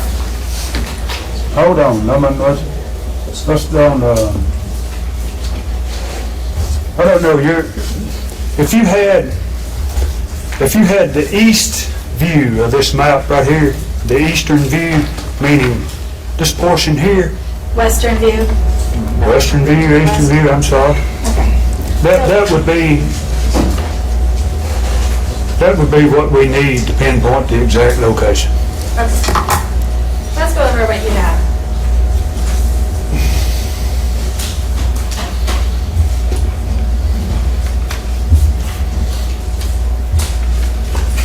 Map number 8. This is from that morning before you spoke with Zach Adams. And you're saying that you were over here somewhere by the river, is that right? And let me focus it I for you. believe. May I stand up, Your Honor? You bet. Wait a minute, you about to go? I believe that this is where you're speaking, right? Can I have the corner? Like I say, you're blocking everyone's view, including yours. That is what we determined or decided, or you agreed to, went down to the refuge. Let me be clear, I don't know what that means, I'm asking you. We never determined this being a refuge. We decided that Canyon Landing Road went to the river. Okay. This is not marked a national refuge on your map. Yes. We're just in joint agreement that this could or possibly be the spot. Okay. So next, you're on Highway 70, is that right? Going west? That's toward Jayville, that's back toward Camden. Yes. Yes, that's west. Okay. And then you're going to turn left on one of these roads, either Palmer Road or Caps Road. Yeah, if you see them right there, they run adjacent, that's to the same location right there. Palmer Tool and Die is in this general location right here. Both of them roads runs to Highway 70. Okay, As I testified, I did not know the name of the road that I went down. right. I assumed, being it was besides Palmer, that was Palmer Road, but that's only an assumption. But what you know for sure is next you get on Birdsong Road, is that right? That's right. Both of these roads run to Birdsong Road. Actually, Caps Road is real clear about it. But I think y'all can make out some type of detail there. It's not a very good map. Over to Birdsong Road, and then we went south down 191. Okay. That'd be in this direction here. So next, you travel down, further down Birdsong Road. Well, I'm lost now.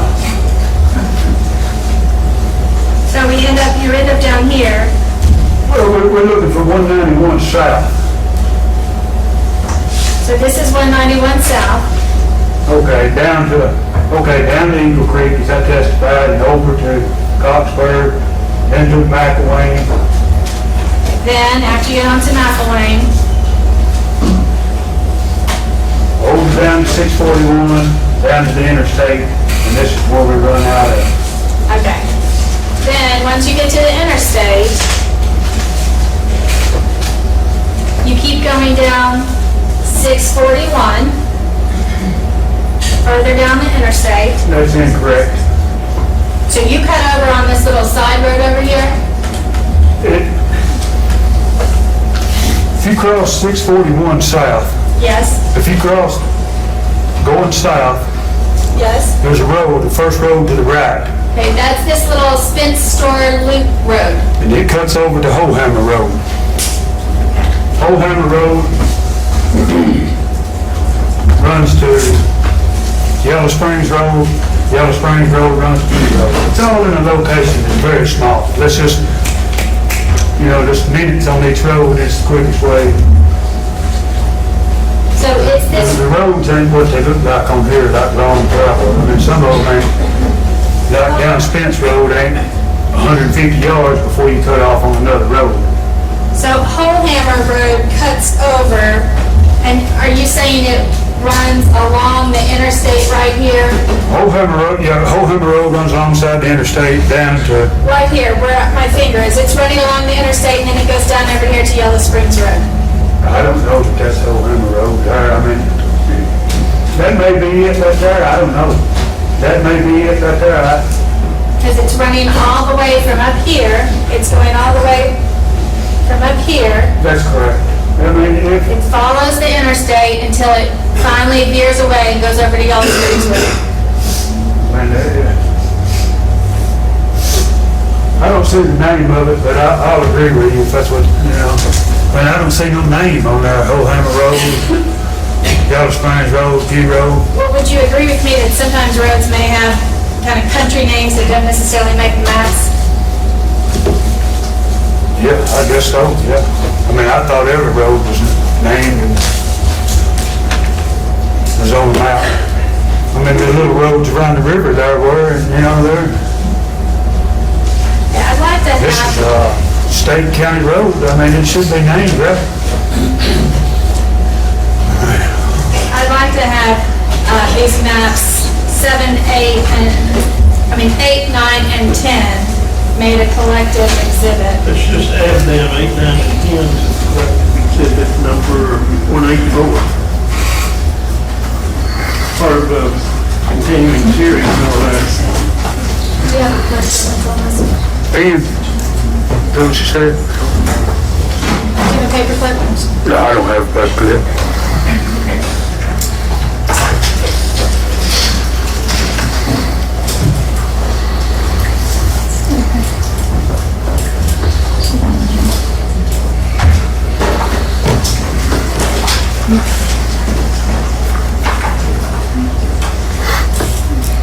So last week, when we were in the process of you telling your story, you had arrived at the river. Now, you didn't go on the interstate because you wanted to go the back roads, is that right? What, To go to the river that morning with the... explain by myself, or are you talking about Camden Bottom? No, I'm talking about when we were last telling your story. You were telling your story step by step about what happened on the morning of the 13th. And before we took the break, you had gotten to the point where you'd gotten to the river that morning with Mr. Adams, and there was a body in the back of the truck.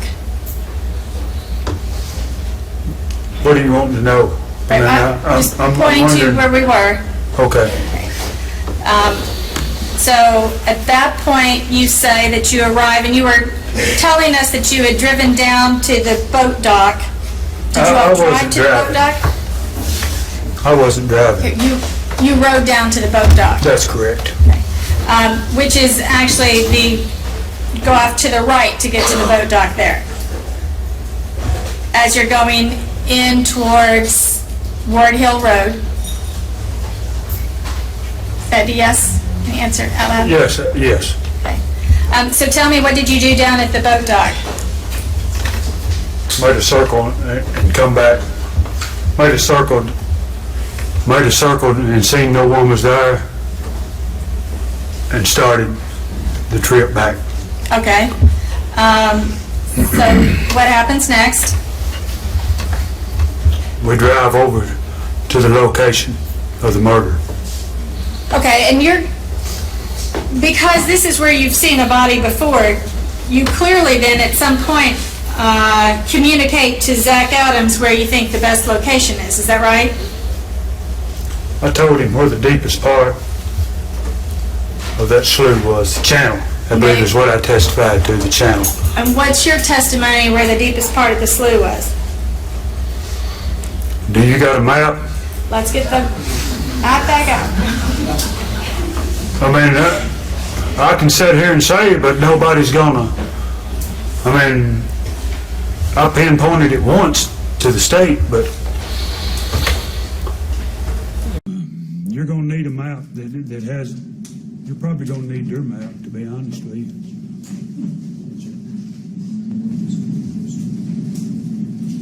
But them maps right there, Let's try first with this close-up that we have here, that we looked at earlier.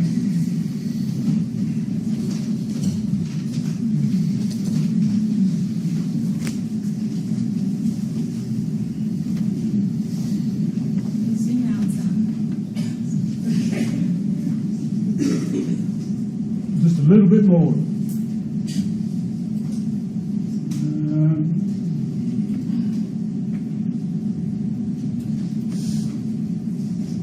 Would it help if the lights were down? Could you see better? Go ahead and try it. The jury can't see, neither can I, the location that the state had drawn up. I mean, your map is not.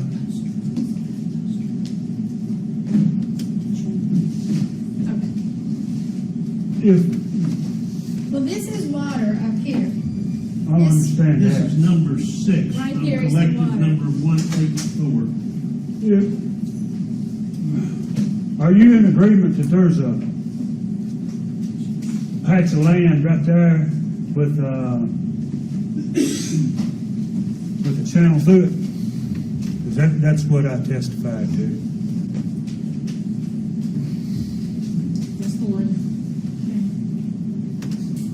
That map just ain't, there you go. All right, lights back up.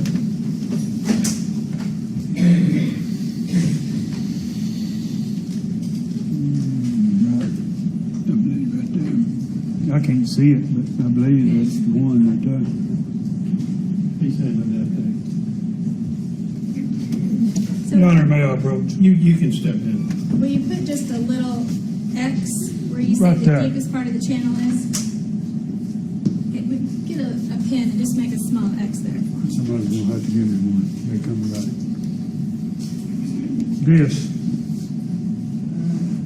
This is the deepest part of that. Okay. The water runs this way, and the flow of it silt is all back down on this end. It's all marsh on this end. This is The the deepest bluff part? side, so to speak. If you looked at it, it's not straight off bluff. Okay, so make a mark right there where you say the deepest part is. Okay, very good. Next. What, good numbers have? 182. All right, you just made an X on 182. Thank you. Do you not still have a map up there, do you? I do not.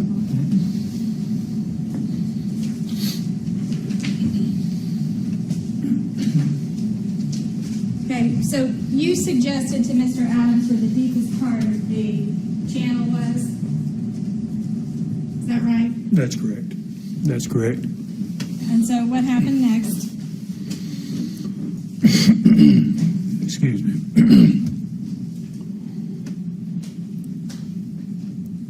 Where was we at? We were coming down. What happened next? I mean, we were coming back that direction from Ward Road, right? Is that Yes. where we was? Yes? We pulled down that long gravel road that I testified that I run out there and looked at. Went underneath the bridge, went down to the river, circled by the riverbank, come back up, pulled in, made a circle, backed into the rock pile, got out of the vehicle. At that time, I grabbed Miss Bobo by the upper torso. Mr. Adams let down the tailgate. We brought her out. Okay. You haven't mentioned your saying that you needed to gut her. So where are you along the trip when you mentioned that she'll need to be gutted? I never told him that she needed to be gutted. Okay, you just said that other things Yeah. floated because of, Yeah, I never once, he was not acting under my direct command. okay, so you don't know for sure then he was going to go get a knife and gut her? Well,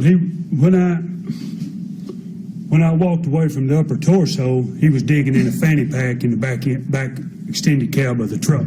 Okay, so you don't know what he was doing? He was digging in a fanny pack in the back seat of the extended cab truck. And then at some point you said you all set her down on the riprap. How steep is that riprap there? Degrees wise, Yes, 25, 25 degrees? So it's- incline like this. Okay, I don't know if that's 25 degrees, I mean, to be honest. okay. So you set her down there. He walks back, he's digging in the trunk. What do you observe next? Not in the trunk, in the back seat of the truck. He goes around to the truck. I observe a foot move, and I hear a sound of distress. Okay, What I believe to be his right foot. I then walk to the passenger side of the 4x4 Nissan and say, this fucking bitch is still alive. you said this fucking bitch is still alive. Those exact words. Okay. What did you say next? Everything stopped, and we met at the front of the truck, at the hood. And I looked at him and I said, she's heard my name and us speaking. At that time, How would she have heard your name at that point? She's in the back of the truck the whole time this is going on. we were discussing burying the corpse at Shane Austin's. No, you didn't, because I specifically, he said he needed your help, Burying the body. and I asked you specifically what was said. You never said he said your name. Your Honor, I object. Listen, You can Forgive me. cross-examine, but you can't make statements. So far, you have not mentioned at what point he called out your name, have That's a you? statement, all right? Have Ask you? the question. I don't think that I testified to that. You're correct. Okay. So now you're saying there are some things that you left out of your testimony, conversation that was had, that you've left out. Aren't you saying that? No, I'm not. No, I'm not. No, I'm not. I'm telling you what a 6-year-ago conversation was in the best manner that I can. Okay. To I'm trying to go the truth. slowly. So can you then tell me at what point your name was said?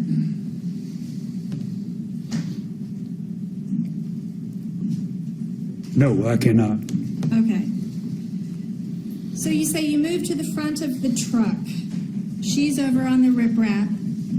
How far would you say the truck is parked from where she's on the riprap?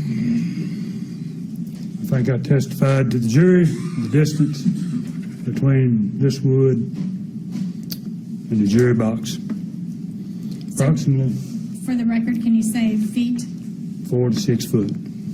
4 to 6 feet from the front of the truck, No, from the tailgate, from the back of the truck. We backed in there. right? But I thought you said you all moved around to the hood of the truck to talk. We did. So now how far is she from where you are at the hood of the truck? Whatever the length of a 4x4 Frontier Nissan pickup is added to that footage. Well, will you please? 24, maybe 24, 22, 23 foot, maybe. I don't know the length of the truck. Okay, so you think you're maybe between 22 to 24 feet away from the body? I suspect that's the amount. I'm not just 100% sure how long that truck is, but Okay, I know how the distance that we backed up to the riprap. I don't know the length of that truck.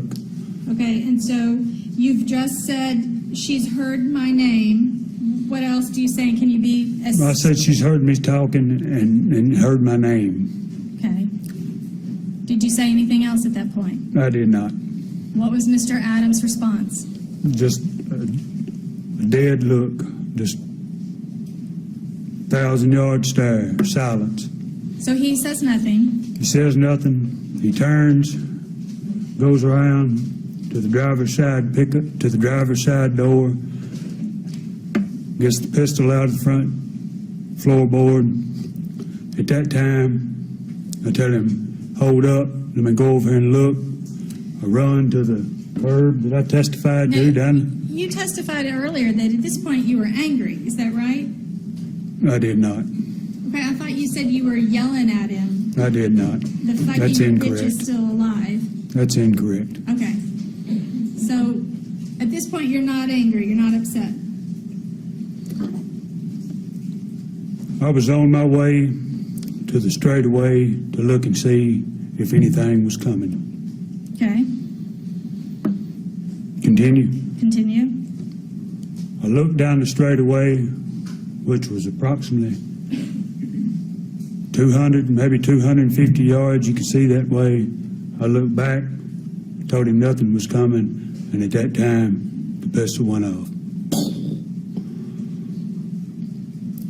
I was underneath the bridge, and it sounded like multiple shots. They go boom, boom, boom, boom, boom down the river bottom like that. And I looked up, that stunned me. I looked up, and Martins flew out both sides, flew out from under my side of the bridge. At that time, it was like dead silence. I heard a boat, took out running back over there, and I said, somebody's seen us or heard us. At that time, we placed Miss Bobo back into the pickup and proceeded to leave. Saying nothing else between the two of you. Not till I said something about driving erratic, and we need to slow down. And that's at the same point when then you suddenly recognize that this could be a possible federal offense?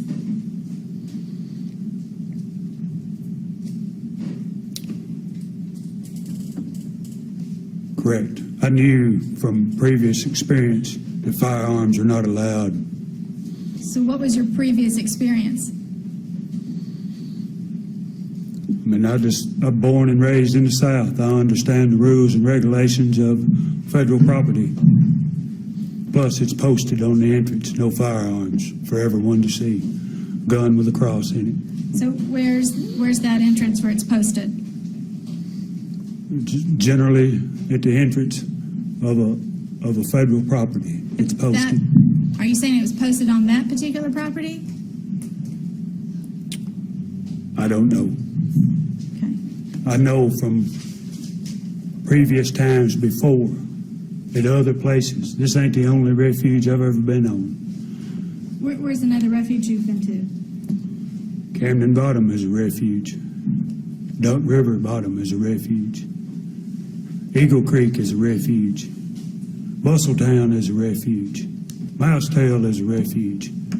I mean, the government has property all over the state of Tennessee. Each one, you have rules and regulations that they expect you to obey. And so you would have known all this before you headed out that day towards the river, is that right? Because you say it's all from past experience. I knew this before, yes. So, in trying to calculate what time you would have gotten there that day, you said you arrived at Shane Austin's house after 9 a.m. Sometime, yeah. You said it took you about 5 minutes to get your pill and cook it up. Is that accurate? I think I testified to about 10 minutes inside the vehicle. Okay, so that would put it at about 9:10 to 9:15. Then you get out of the vehicle, you have a short conversation. Yeah, he nodded his I'm head. sorry. Can you answer out loud? I'll agree with you. Okay. So when you get to the river, would you agree with me you get to the river no later than 9:35 or 9:40?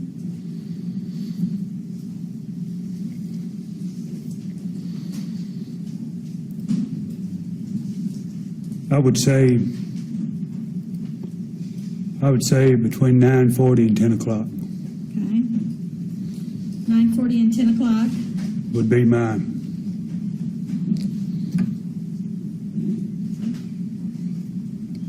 I believe that that's the time. Keep in mind that I was high, so I mean the exact minute I'm not clear on. So being high, then, does that affect your memory?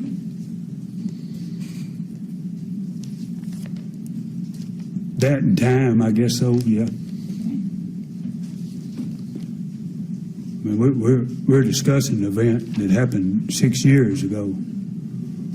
Okay, so in the middle of all this, you were able to take a telephone call from your mother, Shirley King, that morning at 9:42, weren't you? If your records reflect that, that's true. You had approximately a 40-second call with your mother, didn't you? If your records reflect that, Your mother has a telephone number with an area code of 901, doesn't she? that's correct. And the last 4 digits are 5662, aren't they? That is her husband's, her boyfriend's sister's phone. Okay, but it's a phone you can call her on, isn't that right? That's correct.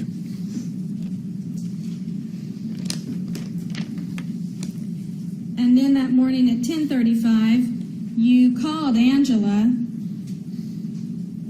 Scott, didn't you?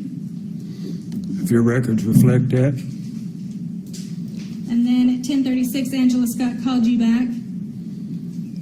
if your records reflect that, Okay, so what time do you think you left the Tennessee River that morning?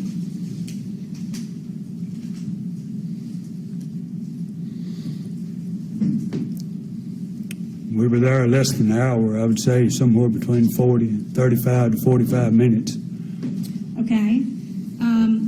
So if you're there 9:45 to 10, then if you're there 45 minutes, you're then leaving about 10:30?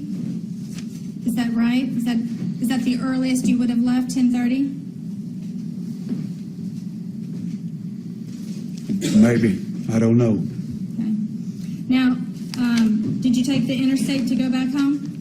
Back to Yellow Springs Church? No, ma'am. Okay. So you took, did you take the same route you came with to go back to Yellow Springs Church? No, ma'am. Is there a different route you took? Yes, ma'am. Okay. Can you tell me, let me get the maps back. Let's see if we can go through which way you went back. It's going to be using the same maps that we've already had, isn't it? No. No. Okay. Start with At some point, we're going to run back into one of the roads, though. okay.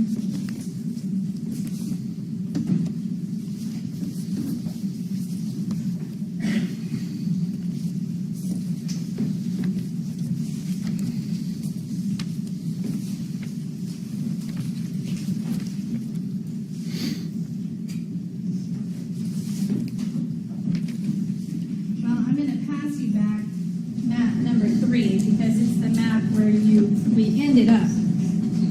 And let me see if I can get you a pen of a different color.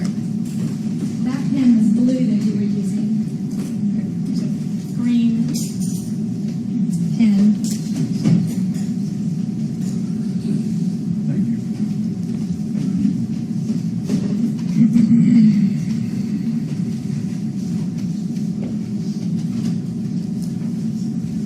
All right. You actually handed me the right map. Thank you. This is going to be rather simple.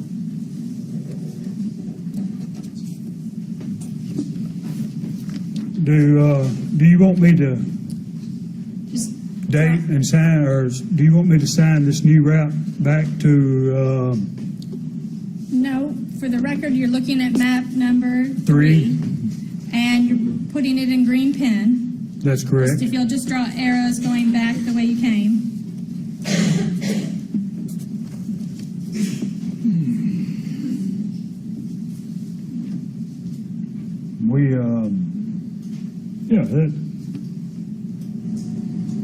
Next, let me hand you map number 2.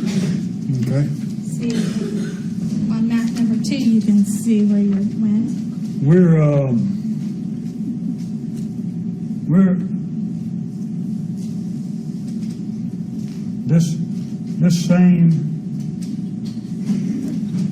This is good all the way back to, I don't know what starting point we had here, Mark, but wherever this ended, this is the path back. So everywhere the arrow points one way, the arrow pointing the opposite way is the path back. So that part of The only difference is where the other exhibit you had looped back around to Morgan Creek Road. Yeah. So what you're saying, instead of taking the north route up here to go back, you took the north route to go to the river. You took a southern route to go back.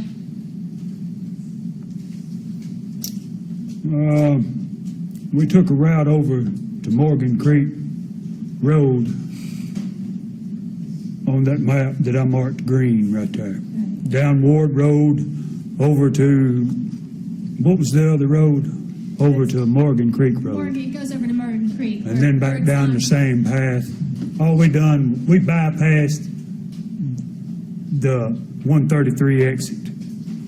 Instead of going back up by the interstate in the same way we came in, we went down back around by the landing out. Okay. So you meet up back over here again where Birdsong Road runs into Morgan Creek Road. Is that, okay, let's see here. Okay.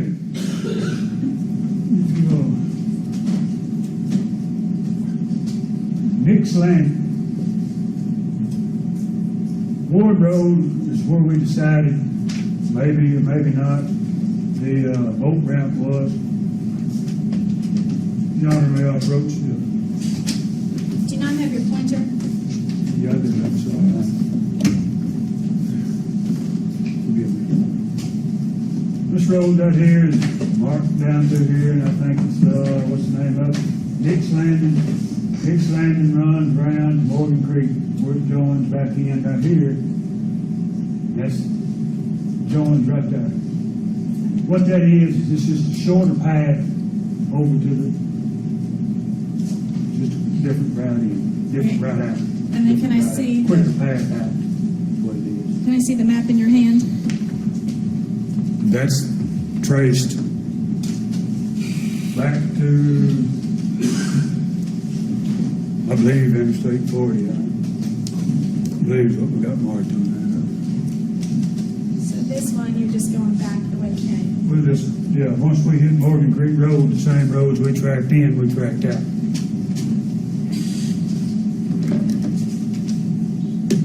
The only difference was the shortcut along the river road over to Morgan Creek Road instead of the. Okay. And so, does it take approximately the same amount of time to get back? Not even a little less. Little less, okay. Maybe. I mean, I don't know the exact mileage, but I know that the path back was shorter than the path there. Okay. How much shorter would you say? I don't know.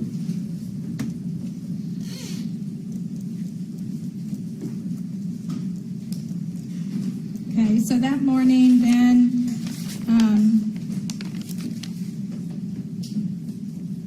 10:35, you said on direct that you checked your phone and you realized you're supposed to go have lunch with Angela Scott.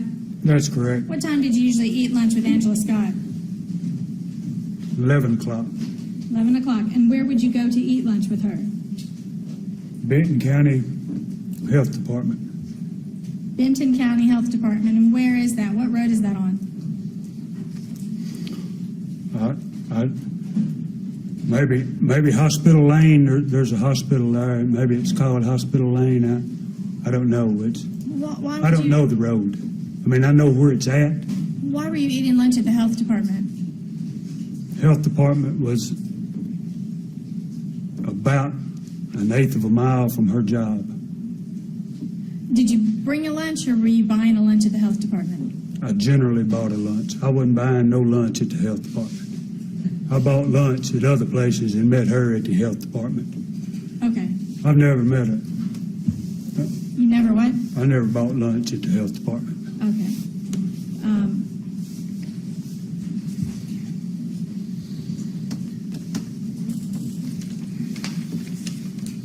But this is up in the city of Camden, is that right? I don't know if it's the city limits or not.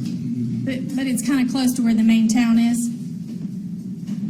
Yes, ma'am. It's off 641, just precisely right there off 641.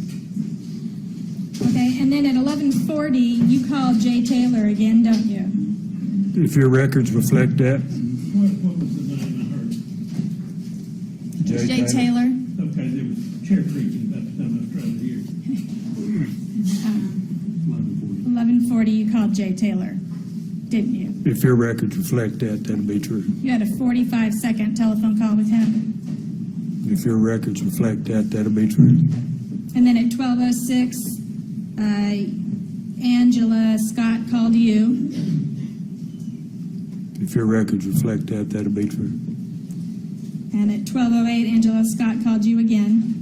If your records reflect that, that'll be true. And then Jay Taylor called you back at 12:09. If your records reflect that, that'll be true. So you had multiple contacts with Angela Scott during this day, didn't you? I testified to the state that I didn't have time to get there and take her lunch, and that we spent the lunch hour talking and texting. That's correct. So she usually only had a 30-minute lunch, is that right? That's correct. So if you met her, you said at 11 o'clock usually? That's correct. So you'd only need from 11 to 11:30 to have lunch with her, wouldn't you? That's correct.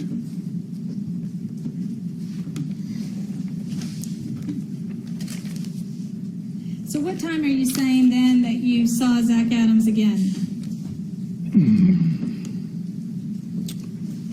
I think I testified at 2:30, around 2:30.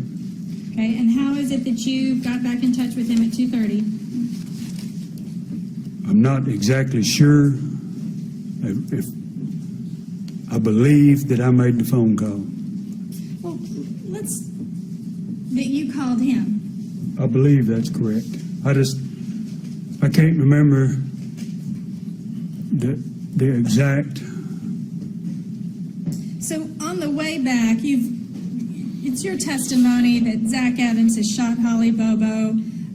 You've heard birds flew. You heard a boat start up. You never saw the boat that you heard, did you? That's correct. You hear a boat start up that you don't see. You put the body back in the pickup truck, and Zach starts driving fast. You tell him, whoa, whoa, you need to slow down. And then as he's driving, you look at your phone and you say, I need to go, I need to meet Angela for lunch. Does that sound right? That's correct. Okay. Can you tell me specifically how that conversation went? Was there anything else to it? There was not. No? So do you say, please take me back to my car at some point? I did not. So he just naturally took you back to your car. That's correct. You got out of the car, no conversation when you got out of the car. We had the conversation on the way back Okay. about how allegedly, or how he knew her and how she got back. Okay, so tell me how that conversation unfolded. I asked. You said, how did you know her? That's correct. Were you more specific in your question, or I mean, that's can you specific as it gets. Can you tell me as best you can, word for word, what Mr. Adams said? I can't tell you word for word What's the best you can remember? what I testified to. Well, can you tell me again, please? Mr. Adams said Natalie Bobo was stripping at Interstate 40, prostituting, selling her body for drugs and shit. She had been coming down there at his house, having sex, and she had showed pictures to Zach of victim Bobo, left the impression that she would join them, or he also said that Did Zach say that gave me I the... object, he was still talking. he also said that the victim had been to his house. Okay, so did Mr. Adams say it that way? Did he say, Natalie Bobo left me with the impression that the victim would I have sex with- testified that I didn't know exactly word for word, but what I could remember of the conversation. As I told you before, I couldn't rehearse word for word. You asked me that. I can't. Okay, so that's the best you can remember. That's my testimony, the truth. Okay. And you knew at that point that Zach Adams had a girlfriend, Rebecca Earp, That's correct. and you knew that Rebecca and Zach had been living together for quite a while, That's correct. and you knew that she lived there in his house on Adams Lane. That's correct.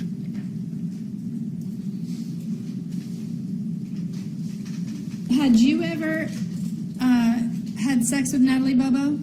Never. Had you ever had any contact with Natalie Bobo? Never. I couldn't picture, if you showed me a picture of her, I couldn't testify to that being her or not.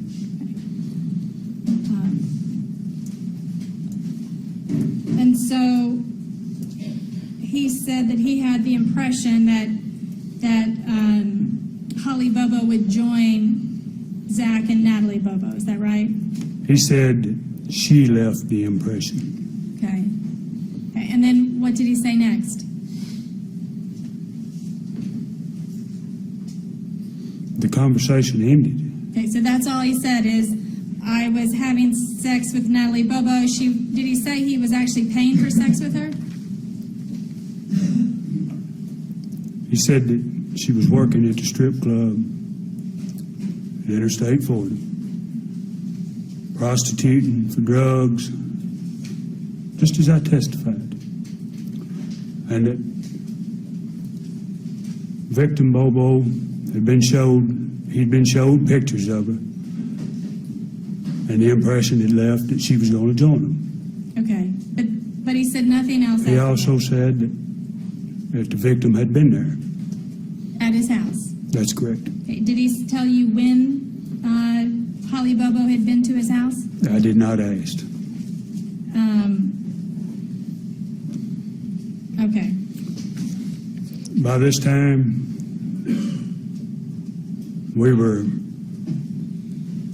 the ride was just about over. I mean, I was just about. Okay. So when you pull up at the church and you get out, nothing further is said at that point, is that right? That's incorrect.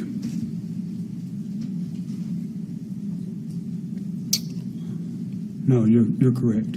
Yeah, nothing said. Okay. So you got out of the car, got into your car, and you drove off. When I pulled out, I seen him pulling in 30 Yellow Springs Road. Okay. So you saw him going back down over to Shane's. That's correct. So at 2 o'clock or so, you call Mr. Adams. What do you say to him at 2 o'clock? I tried to establish a buy through Victor. I tried to get another pill. I had done the other half, and I was looking to re-up. So when did you do the other half? The time that I spent alone. Where were you during that time?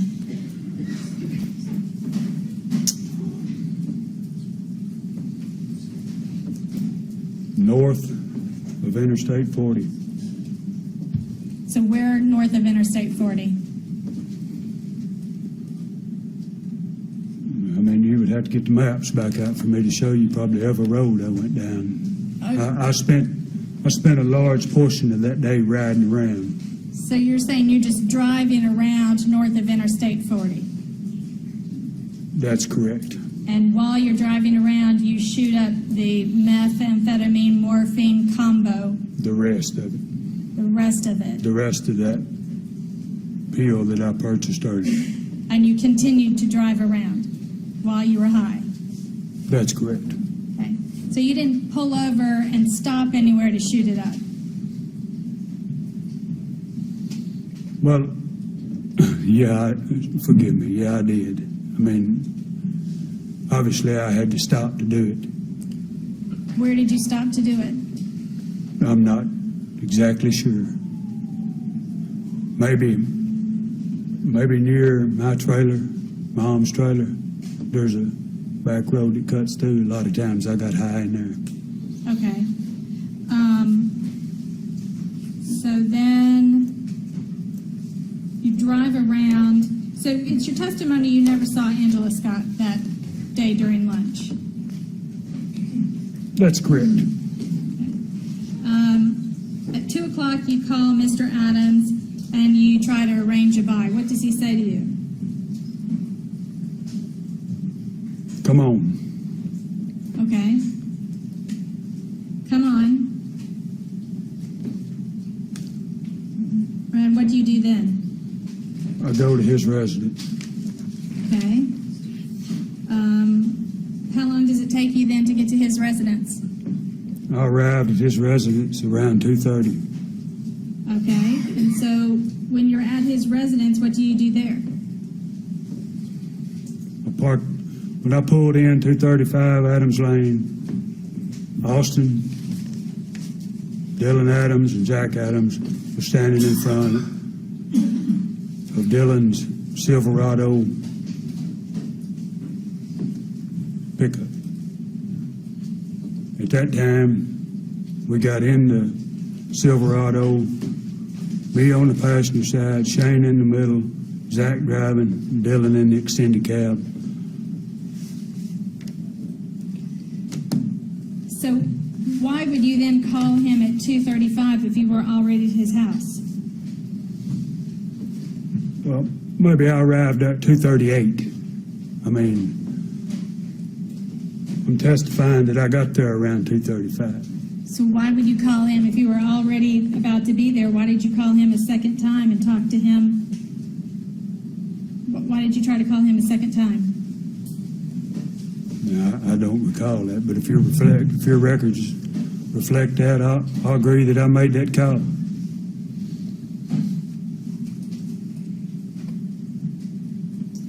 Okay, so how long does it take you to get over to Dottie's? Minutes. Okay. And how long are you there before you get your next pill? Minutes. And do you use the pill there? I do not. So then as soon as you get the pill, you leave? We leave. Okay. And at that time, there's no discussion between you, Dylan, Shane, and Zach as to what happened. Is that right? Not between you.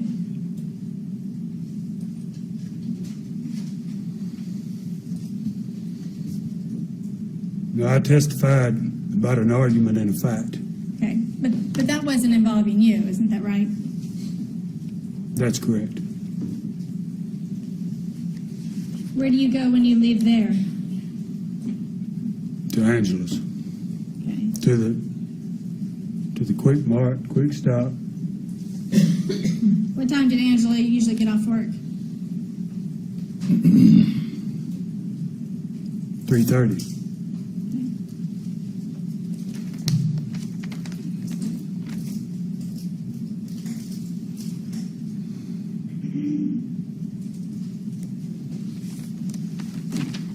Now, at some point that day, you also texted Michael Douglas, didn't you? If your records reflect that, that'll be true. It's my boss, one boss I had. Did you ever work for Michael Douglas in the evenings? I worked when his schedule wanted me to work. I mean, when he said work, I worked. So sometimes you would work for him in the evenings. And I've worked all day for him many days, into the evening. Do you have any specific memory about what your text to him was about that day on the 13th?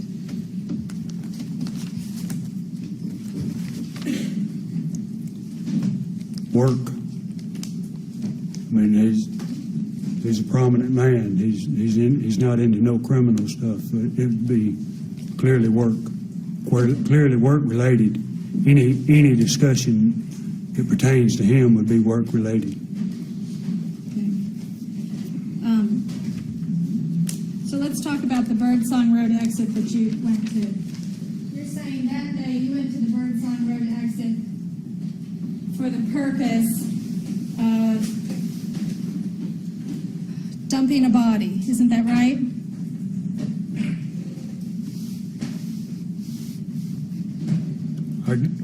I guess so, yeah. Okay. But you'd also been to that same Birdsong Road exit, or the Tennessee River. You were also at the Tennessee River on April the 6th at 12:13 p.m., weren't you? I don't know. It's possible you were there on April the 6th at 12:13 p.m.? I don't know. Is it possible that you were still there at Birdsong Road exit at 2 p.m. or 1:56 p.m. on April the 6th? No, I don't know. I don't recall April the 6th. Okay. April the 9th, is it possible you were at the Tennessee River area at 5:03 p.m.? I don't recall that. Do you remember being there on April the 9th as late as 8:13 p.m. on April the 9th? I don't recall that. And there obviously wasn't nothing dramatic that happened that I would recall. I mean, if you got proof I was there, I was there. Do you remember being there in the Tennessee River location on April the 11th with Zach Adams at 9:55 a.m.? That's correct. So this is 2 days earlier you were there at the river. Well, 2 days earlier, they wasn't there wasn't a murder, so I have no reason to. I mean, if your records show I was there, I was there. And there with Mr. Adams. If the records reflect that, that's true. Right, and do you remember being over there at the Tennessee River on April the 14th at 6:44 p.m.? That's at 1:33. Is that what you're saying? No, I'm saying on April the 14th, the next day, you were over there at the Tennessee River at 6:44 p.m. Where this occurred? In the Tennessee River area, yes. Okay, yeah. And you were there with Mr. Adams on that day. That's incorrect. So if the records show you were both over by the Tennessee River, that would be incorrect? I'm not saying he wasn't over there, but he wasn't with me. Okay. So on the 14th, you weren't there from approximately 6:44 p.m. until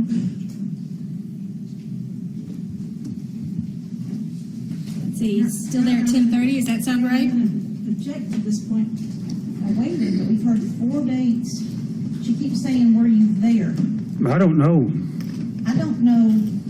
I don't understand the question. I don't understand how he can know what there is. Somewhere by the river is a big, big area. If she wants to ask him specifically, about a Be more place. specific on your dates and places. Okay.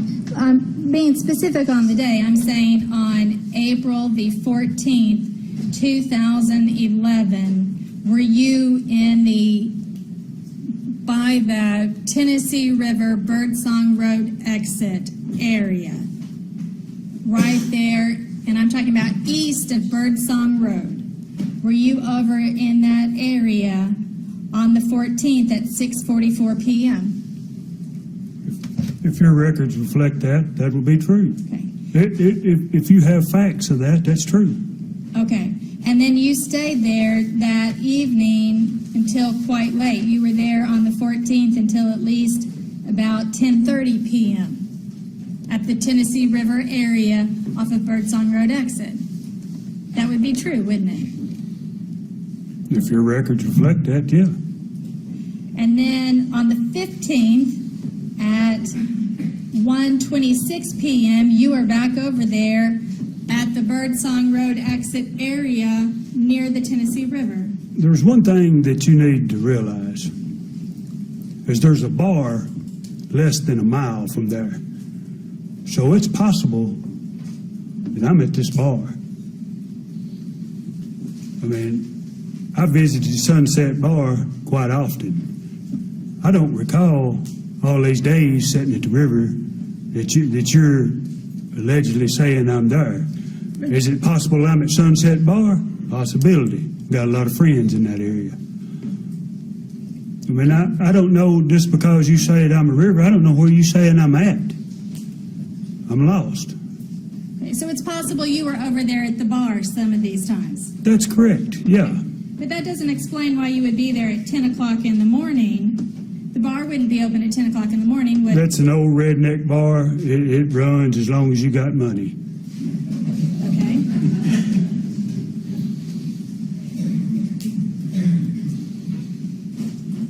So then that might explain why why you would be over there on April the 16th at 5:30 p.m. You could have been at the Old Tennessee Redneck Bar. That's correct, yeah. Okay. And the same with April the 22nd at 1:58 p.m. You could have been at the Old Tennessee Redneck Bar, couldn't you? That's correct, yeah. And the same, What was the last date? April the 22nd at 1:58 p.m. It's possible you were there that day with Zach Adams at that old redneck bar, April the 22nd. That's incorrect. Okay. How about April the 27th at 2:53 p.m.? It's possible you were there at this redneck bar that day. Yeah, it's possible, yeah.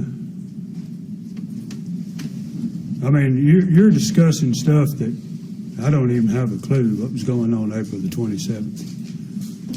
I After mean, the if your 27th, records say that I was in that area, then I was in that area. I'm not going to sit and try to argue the facts. If you have facts, I mean, I don't know. I mean, you're not presenting nothing to me where I can see them. it's true that Terry Lynn Renfro used to buy stolen goods from you or trade you stolen goods and give you drugs in exchange, isn't it? That's correct. And a lot of times you would meet Terry Lynn Renfro off of the Birdsong Road exit to exchange drugs for stolen items, isn't it? That's incorrect.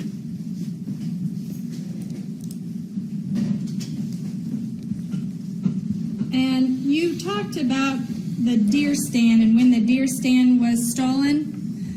And you said Zach Adams stole a deer stand and you stole the trail cam that was there at the same place. Isn't that correct? That's correct. And now where you stole that from, that was off of the Birdsong Road there by north of Interstate 40, wasn't it? That's correct. It's over by the Tennessee River. It's on Eagle Creek. Is Eagle Creek right there by the Tennessee River? It's within 5 to 6 miles from it. Okay. And it's right there off of the Birdsong Road exit. There's multiple ways to get to it, but you can get to Eagle Creek from 133. Okay.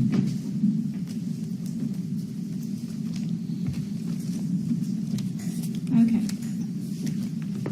I'd like to ask you some questions. First, here, let me have a picture here.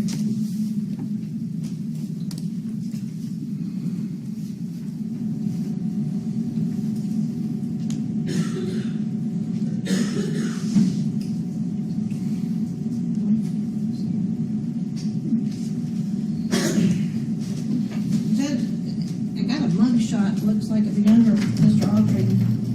I guess I need to ask what the relevance would be. Generally, if she wants to ask him about his record, you don't introduce his mugshot. I don't know what she plans to do. I want to introduce how tall he is. That he's 6'7". Yes. How tall? Without, which is generally the way you do it without trying to introduce a mugshot. So, Mr. Autry, how tall are you? You're 6'7" tall, aren't you? That's pretty close. And how much do you weigh about? I guess about 250. And your hair is dark brown, is that right? I thought it had a little gray in it. Well, its original color was dark brown, is that right? Yeah, I guess so. Okay.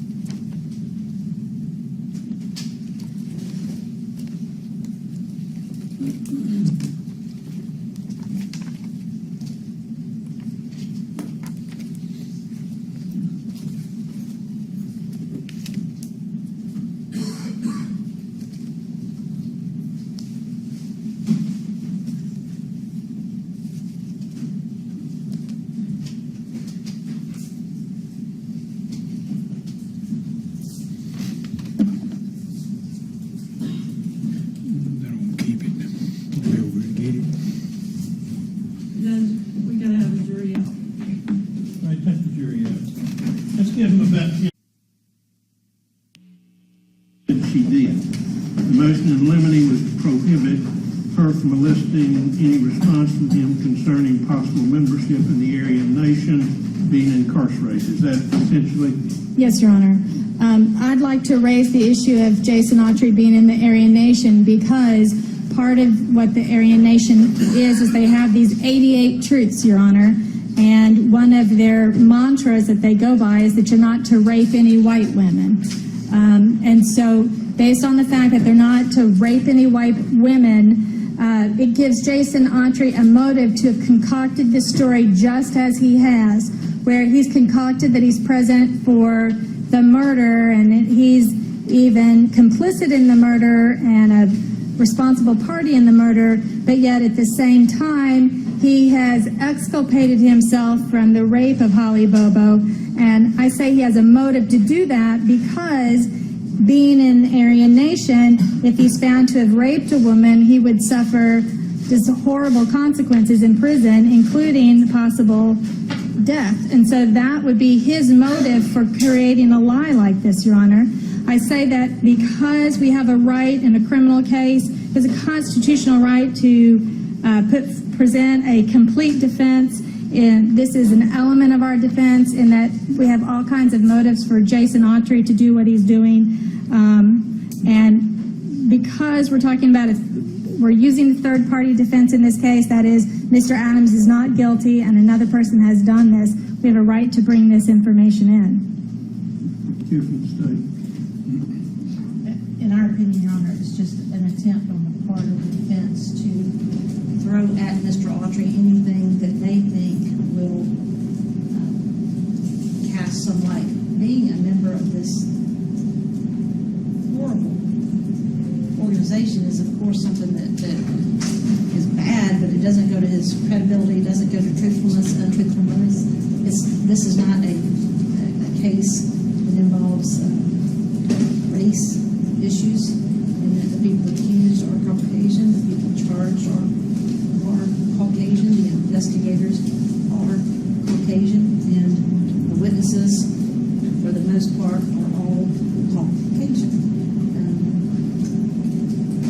I understand this leap that she's trying to make. He can be asked all of these questions about,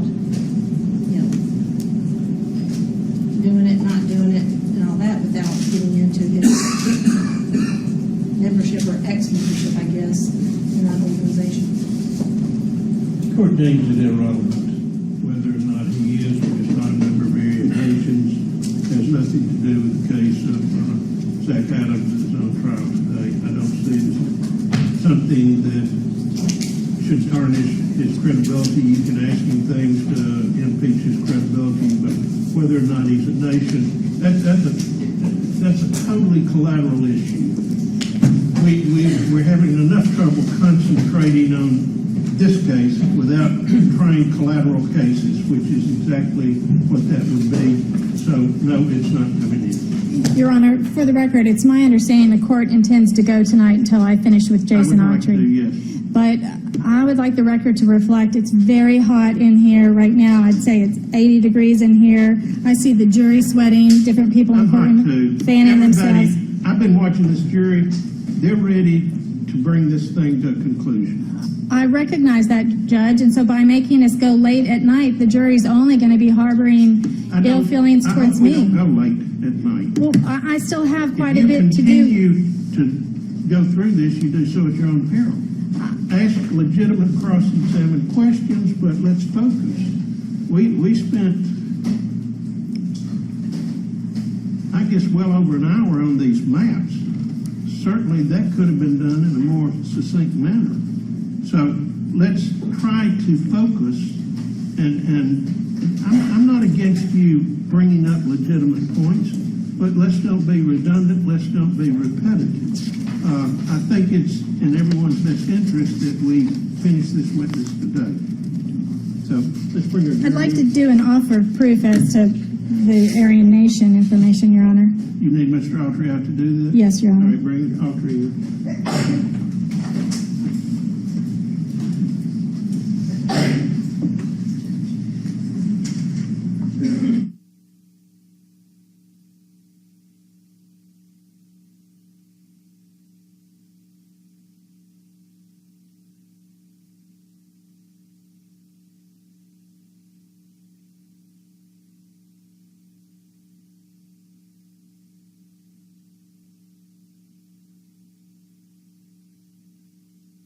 Autry, you're a member of the Aryan Nation, aren't you? I was. Okay, and one of the rules of the Aryan Nation is you're not to rape white women, isn't that correct? That's true. And so if you were found by members of the Aryan Nation to have raped Holly Bobo,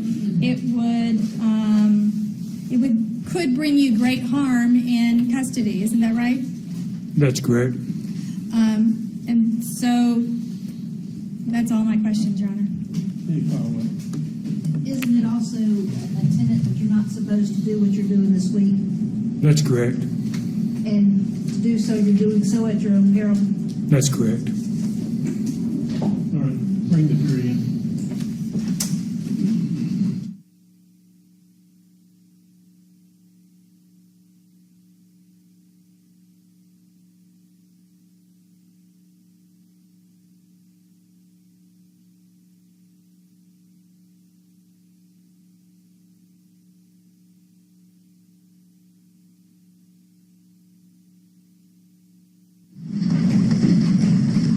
Ladies and gentlemen of the jury, I would like, if at all possible, for us to conclude the testimony of this witness today. As a result, we'll be running a little later. Defense counsel has an absolute right to cross-examine the witness, to cover any areas that she feels appropriate. I've told both sides to please try to focus their examinations. So hopefully we'll pick it up a little, but I would like to finish this witness. Mr. Autry, I wanted to review, when you said that you and Mr. Adams set the body of Holly Bobo down on the riprap, I wanted to understand exactly how you set her down. You were holding the quilt. You said the quilt is wrapped up and you just grabbed the quilt with your two hands? That's correct. And you just lifted the quilt up and set it down on the riprap?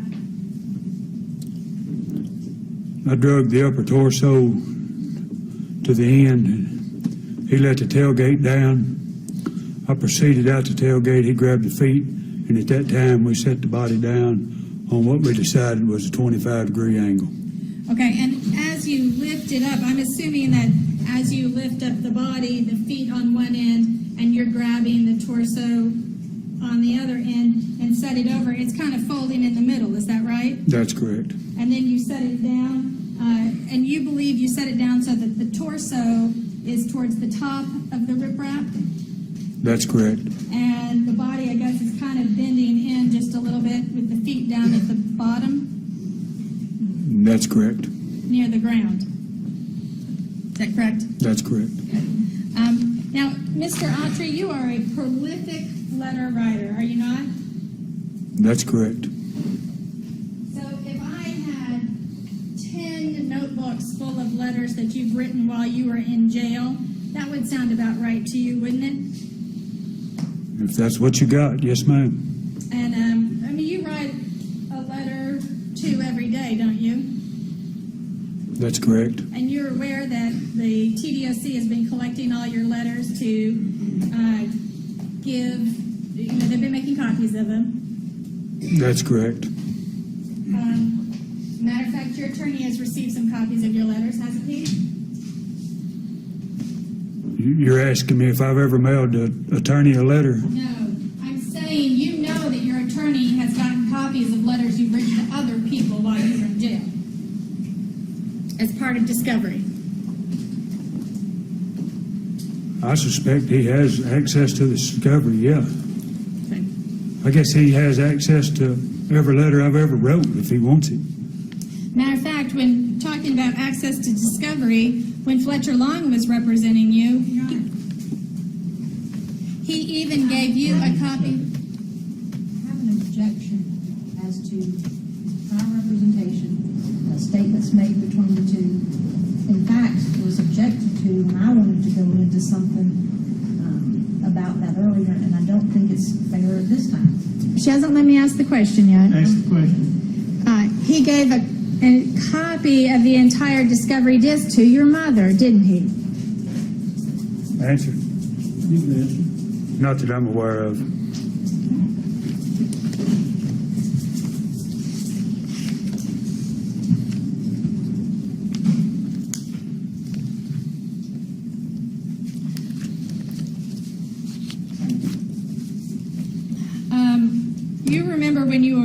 arrested on this case in March of 2014, don't you?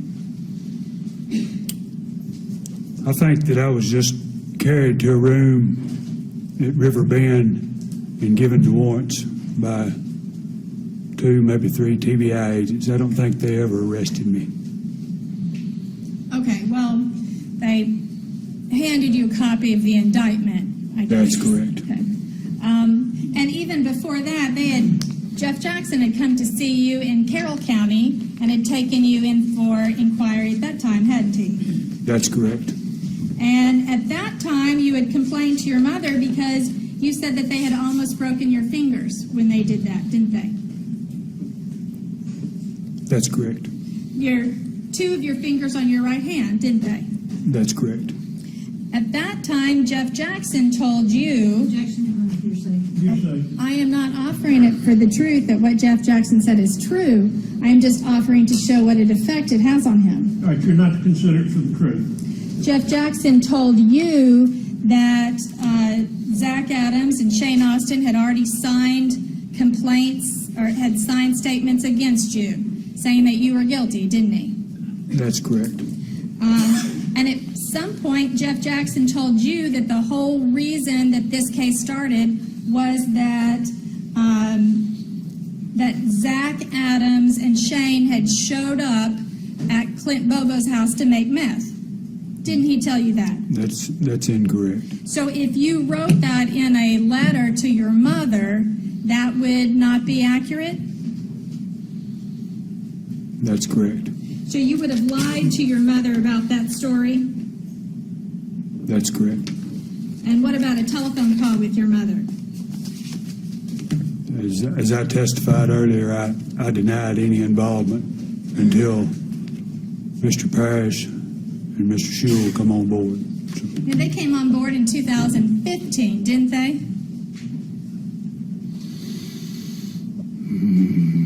yes, ma'am. They came on board Excuse me. about the time the state filed the notice of intent to seek death penalty against you, didn't they? I guess so. Yeah, I'm not for sure of the exact date. You do remember giving an interview with Nick Barris, don't you? That's correct. And in the interview with Nick Barris, you specifically said that you were not a killer. That's correct. You said that you were a drug addict and a thief, but not a killer, didn't you? That's correct. You said you didn't want to speculate or make any kind of rumors of what happened to the girl. That's referring correct. to Holly Bobo. That's correct. He asked you, did you kidnap and kill Holly Bobo? Were you a part of that? And you said, by no means, Nick, did I bother that girl. That's correct. And you said, I can't figure out why I've been done like this, didn't you? I don't know if I said them exact words or not. Okay. Do you have a transcript that says that? Yes, if I have a transcript that says that, then would that be accurate? If that's what the records reflect, I guess so.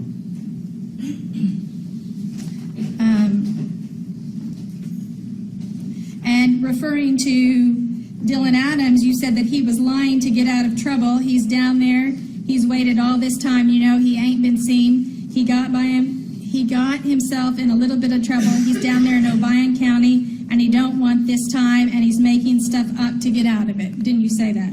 That's correct. I'm sorry, can we read that one again? I missed the question. All right, do it again. Okay. You said, and you were referring to Dylan Adams, first of all, he's lying to get out of trouble. Didn't you say that?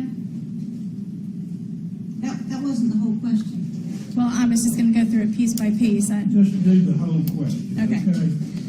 We're trying to focus. Okay. First of all, you said he is lying to get out of trouble. He's down there and he's waited all this time. You know, he ain't seen that. He's got himself in a little trouble, and he's down there in Obion County, and he don't want to do his time, and he's making stuff up to get out of it. Didn't you say that? That's correct.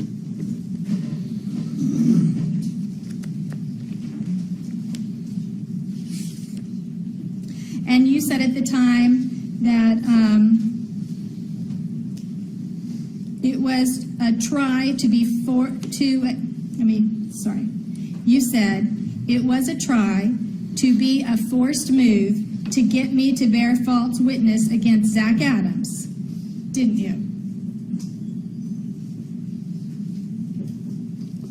If your records reflect that, I said that. Because at the time you were objecting to the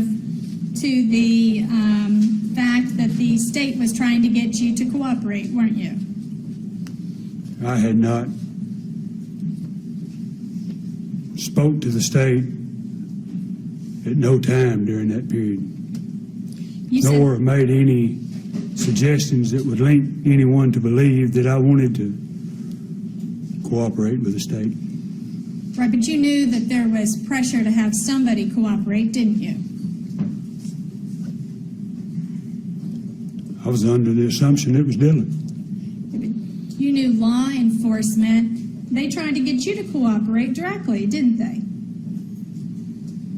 When? Jeff Jackson came and talked to you and tried to get you to cooperate before you had an attorney. Is this before the charges? Yes, before the The charges. process, I think, is what she referred to earlier. Before the charges, yeah. Jeff Jackson wanted to know where the body was. That was his focal point. Right. And you said, I would have taken 5 years and $280,000 for my freedom if I knew. If I knew, Nick, I'd tell them. You said that in your interview, didn't you? If your records reflect that, that's true. You said, no, sir, right hand before God, the Father, Son, and Holy Ghost. I did not bother that girl in no form or no fashion, didn't you? And that's a fact. And you were asked, do you know who did? You said, no, sir. That's a lie. But didn't you say that? That's correct. Okay. You said it had caused you a lot of sleepless nights, didn't you? If your records reflect that, that's true.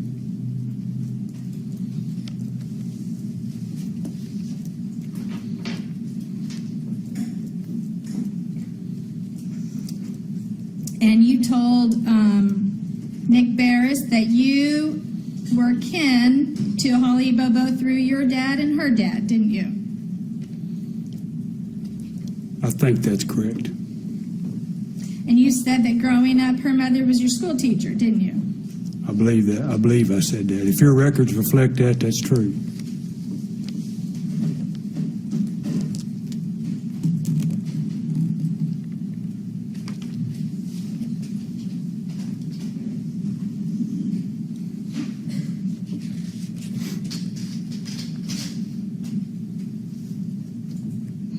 And you said, it never dawned on me, that someday I was going to be falsely accused of this. Didn't you say that also?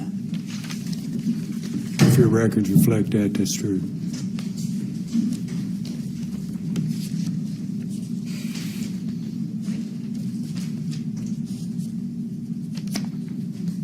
And you've had a lot of telephone conversations with your mother, Shirley King, haven't you? Numerous. And you know those telephone conversations are recorded. It tells you every time you pick up the phone. And you know that those telephone conversations are being provided to everybody in Discovery, don't you? It tells you that it's being recorded, yeah.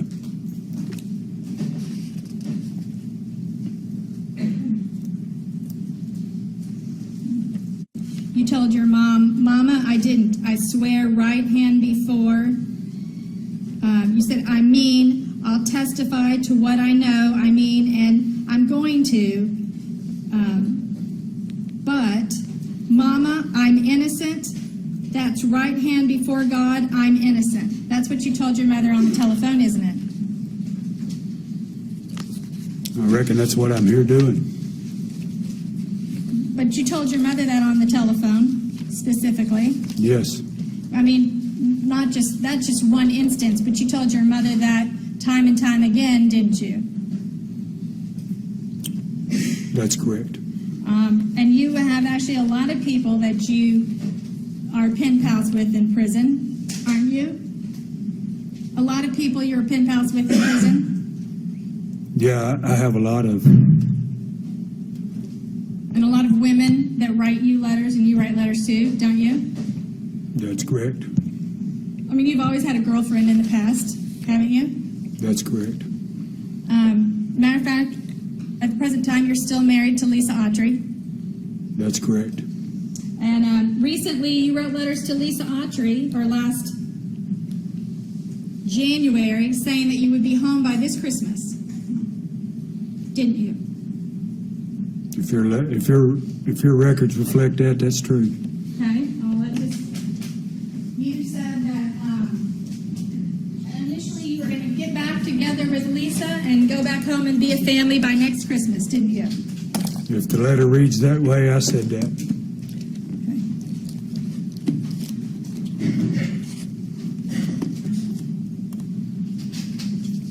Your Honor, may I explain a little bit to that? A prior letter coming into that was, a response to that letter was, it was Christmas time and the kids was feeling some kind of way, and, you know, maybe that was an exaggeration. I mean, it's difficult. It was a difficult position. But if your letters reflect that, that's what I did say. I'm not denying it if you have that on the mail. But, In fact, I believe I recall writing it. okay, your kids are grown. I mean, they're over 18. That's correct. And you also have a relationship with a woman named Linda Kimball Wallace, don't you? That's correct. I mean, at this current time, are you all still planning on getting married when you get out of prison? I don't. I mean, you know, love letters have wild endings, wild twists to them. But you've been writing to her saying she's going to be a preacher's wife and you all are going to get married, haven't you? I have told her that. And that you're expecting to get out of jail soon, haven't you told her that? That's correct. Okay.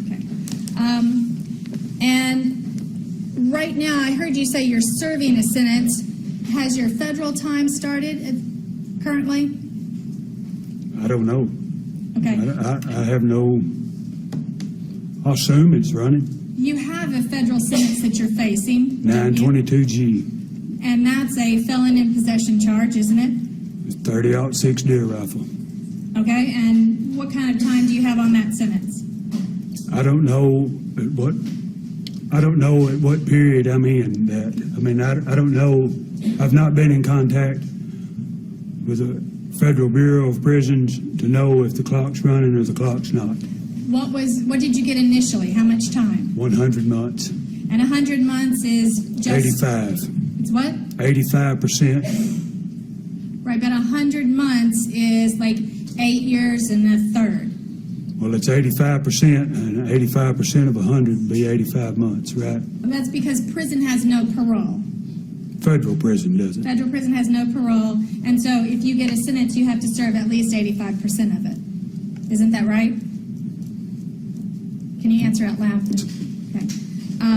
And so if you have a 100-month sentence, you still have that to serve at some point. I assume I'm serving it. I mean, a day's a day. That's the way I've always understood it.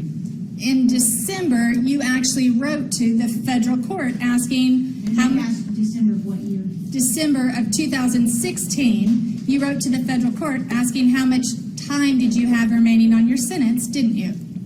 If your records reflect that, that's true. Because in December, it became pertinent as to when you might be getting out of custody, didn't it? I mean, I'm curious after 60 months how long I've got, and if the time's running was the purpose of writing. The purpose of writing the letter was to find out if the clock was running or the clock wasn't running. So when you initially came into custody, you came into custody in 2012, is that right? September the 22nd, 2012. Okay. And at that time, you got a state sentence to serve, didn't you? It was run concurrent with the federal sentence. Okay, what was the state sentence to serve? How long was that?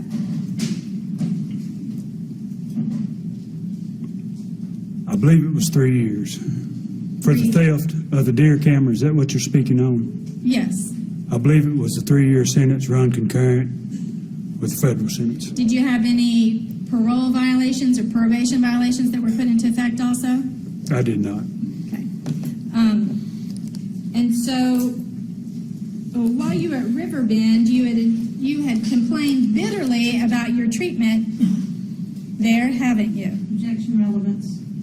It's relevant because if he's getting really bad treatment, that gives him a motive to try to do a deal, Your Honor. Ask the question. You had real complaints about your treatment while you were at Riverbend, didn't you? That's correct. Matter of fact, they have had you in solitary confinement, haven't they? That's correct. Solitary confinement is very hard to take, isn't it? I mean, I would rather be there than Henderson County Jail. I have a TV and a radio, can go outside.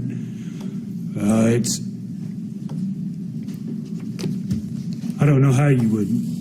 I mean, it's. So Henderson County Jail is also hard to take, isn't it? Is that what we can I think conclude? jail in general can be difficult. Okay. I mean, certainly if you were considering spending a lifetime in jail, that could be very difficult, couldn't it? Yeah, I guess so. There's a lot of stress that comes knowing that you have a potential death sentence hanging over your head, isn't there? That's correct. I mean, that has to bother you and eat at you every day, doesn't it? No, it doesn't. It actually doesn't, because I bear a clear conscience. I know in my heart that I did not kidnap her, I did not rape her, and I did not kill her. Well, you were right there wanting Holly Bobo killed, weren't you? That's correct. So it was your intent to see that she died, according to your story, isn't it? It was not my intent to see that she died. Well, after you got there and you realized that she had said your name, or heard your name, it was your intent then to make sure she was eliminated as a witness against you. That's incorrect. I was under the impression that she was dead before I got in the truck, and we never established that she heard my name. Remember, we said it is possible. Oh, I remember that.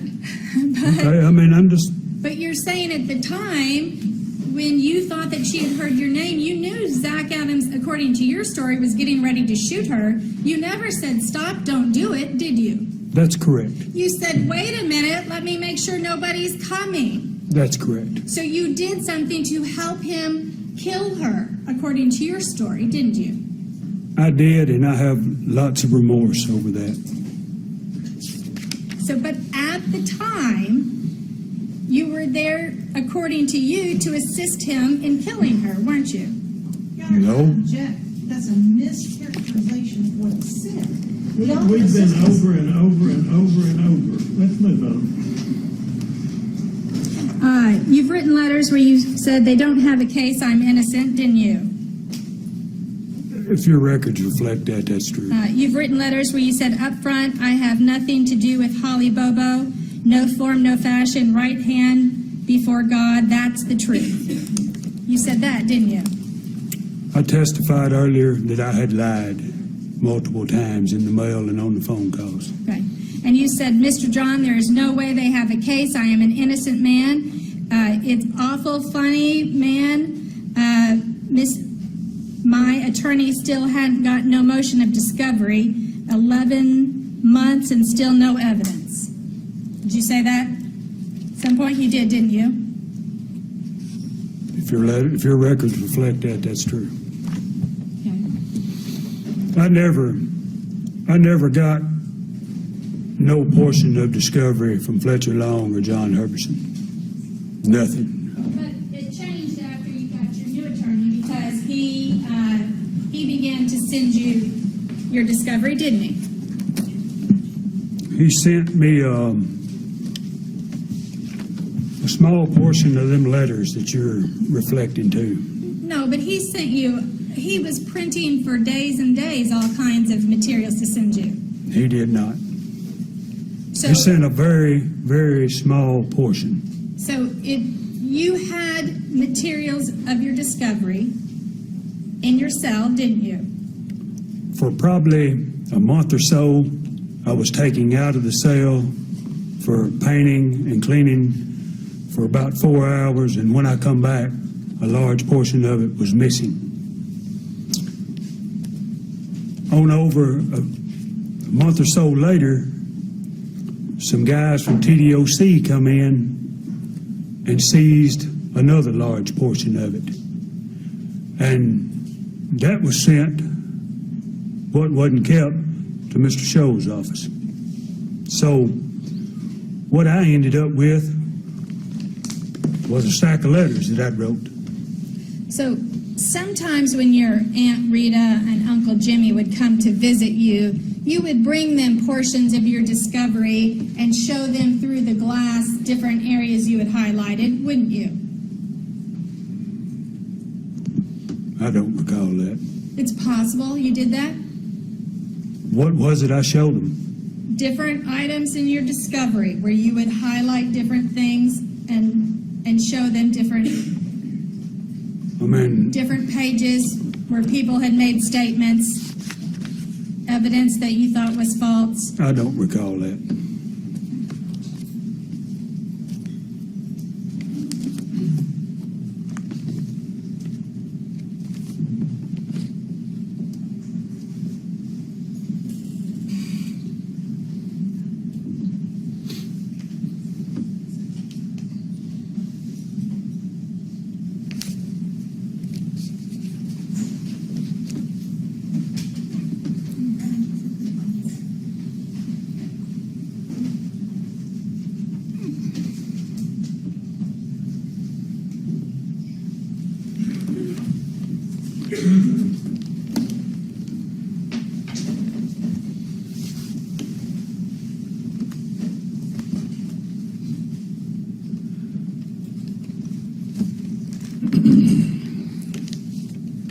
So in this case, you have two agreements, immunity agreements, don't you?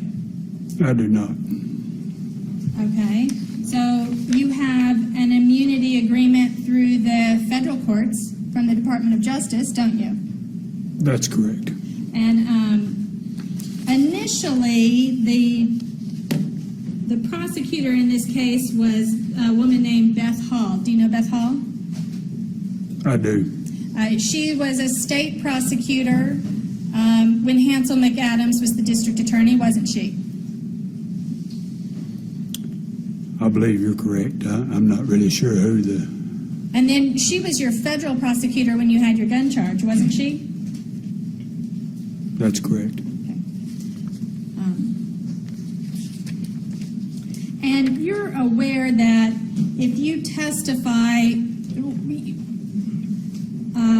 in a helpful manner in this case, it would be possible for the federal case, the sentence you've already received, it would be possible to get that sentence reduced or completely obliterated using a Rule 35 motion, wouldn't it? I'm not familiar what Rule 35 is. Okay. Are you familiar with the fact that if you testify in a beneficial way to the state, that they could make a request that your federal sentence be reduced? I don't know. You'd have to ask my attorney that. So I'm not that aware of Rule 35s and how state and federal stuff operate. I'm sorry. So you're testifying here today, you're telling the jury today that you have absolutely no knowledge that what you do here might affect the federal sentence that you have to serve of 100 months. I do not. I have immunity with the federal government. Other than that, there's no deal. Plain and simple. Right, but there's a potential deal. It remains out there. You're saying that, not me. I'm asking you if you're aware that there's a possible deal that could be made in the future. Have you ever heard of it happening before? Yes. Have you? Just then. Okay, so your federal deal, I thought there was a difference between state court and federal court. Obviously, I was wrong. in your federal case, I'm sorry, you face a potential death sentence in a federal case if this killing occurred on federal property. Isn't that right? No, I've been given immunity. Well, but that's what you were given immunity from, were any federal charges. I don't know what I was given immunity for. You'll have to ask Mr. Scholl. He's the counsel that I did not handle that. And you have a federal immunity agreement. I've never seen it. I mean, nor was I present when it was worked out with the federal government. That information I was privileged enough to get through Mr. Scholl and Mr. Parrish. Well, I'd like to pass this up to you and have you look at this document and see if you recognize it. What is this? That's your federal immunity agreement. Is that your signature on the second page, along with Mr. Scholl's signature? It is? So you've signed that federal immunity agreement. That's correct. And now do you recognize it that you've looked at it? That's correct.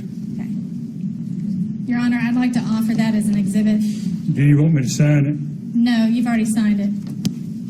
Who do I give this to? Give it to the bailiff, give it to the court reporter, that would be 186, correct? Yes, sir.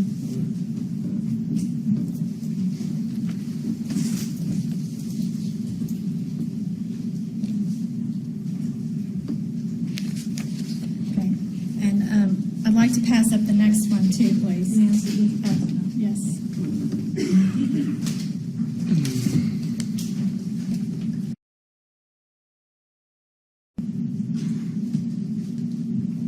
Judge, the next is his proffer agreement with the state.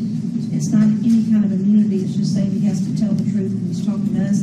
I don't really have an objection, I don't guess, but it's not an immunity agreement. It's just him saying, They said they have no objection. You want it in? Yes, please. All right, file it 187.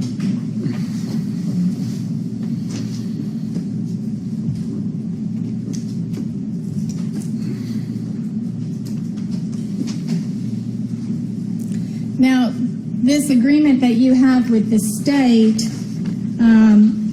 did you get a chance to look at it? Your signature is on it. Do you have any reason to believe it's not your signature on this agreement? I do not. Okay. And what this says is that anything, ask what this is. this immunity, not this Proffer. proffer letter that you have with the state of Tennessee. And the proffer is for the interview that we had with him. That was an agreement between his counsel and my office that we could talk to him. Period. Yes. And so what this says is anything that you said, and it doesn't specifically say it's only for one session. It just says the things that you tell the state during a proffer session will not be used directly against you. Isn't that right? If the letter reads that, that's correct. Okay. So, well, you went over it with your attorney, didn't you? Mr. Scholl and Mr. Paris? I looked over it. That's correct. Okay. And so you understood that by going into that proffer session, what you say in that meeting, they could not then turn around and use it directly against you. That's what the agreement states. Yes. And, but what it does depend on is you testifying honestly and cooperating with the state from that point forward, doesn't it? Me signing that paper wasn't an agreement to testify. No, it specifically does require that you need to be honest in what you do, doesn't it? That's correct.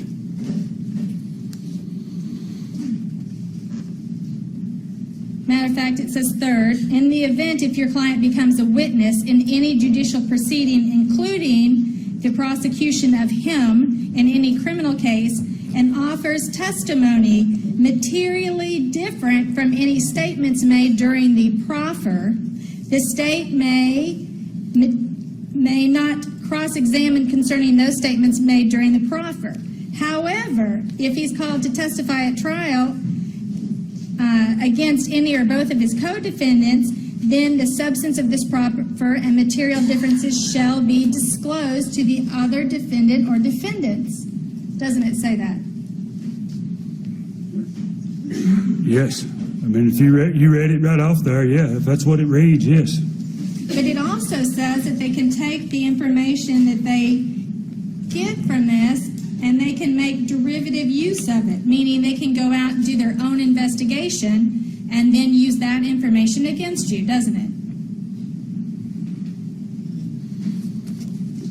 I guess so, yeah. I mean, I'm not understanding the full scope of what you're saying, but I'm not disagreeing either. I mean, I'm not an attorney. I don't understand the language. So what happens to you in the future really depends now on how your case goes, doesn't it? I mean, that's an answer for the DA and the council.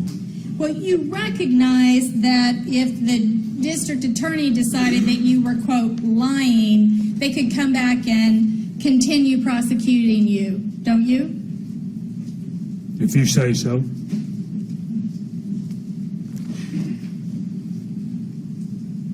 And you're really expecting that you're going to do little or no additional jail time after this case is over, aren't you?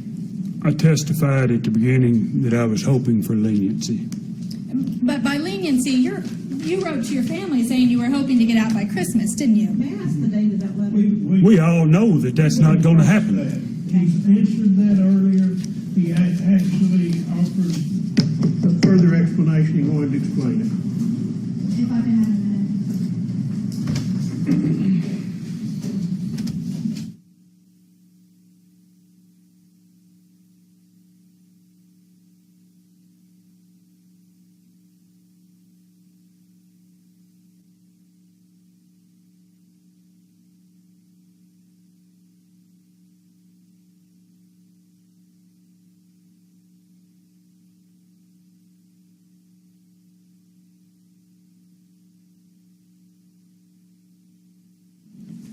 During your proffer session, you specifically said that the gun that Shane Austin had was a .38 or a .357, didn't you?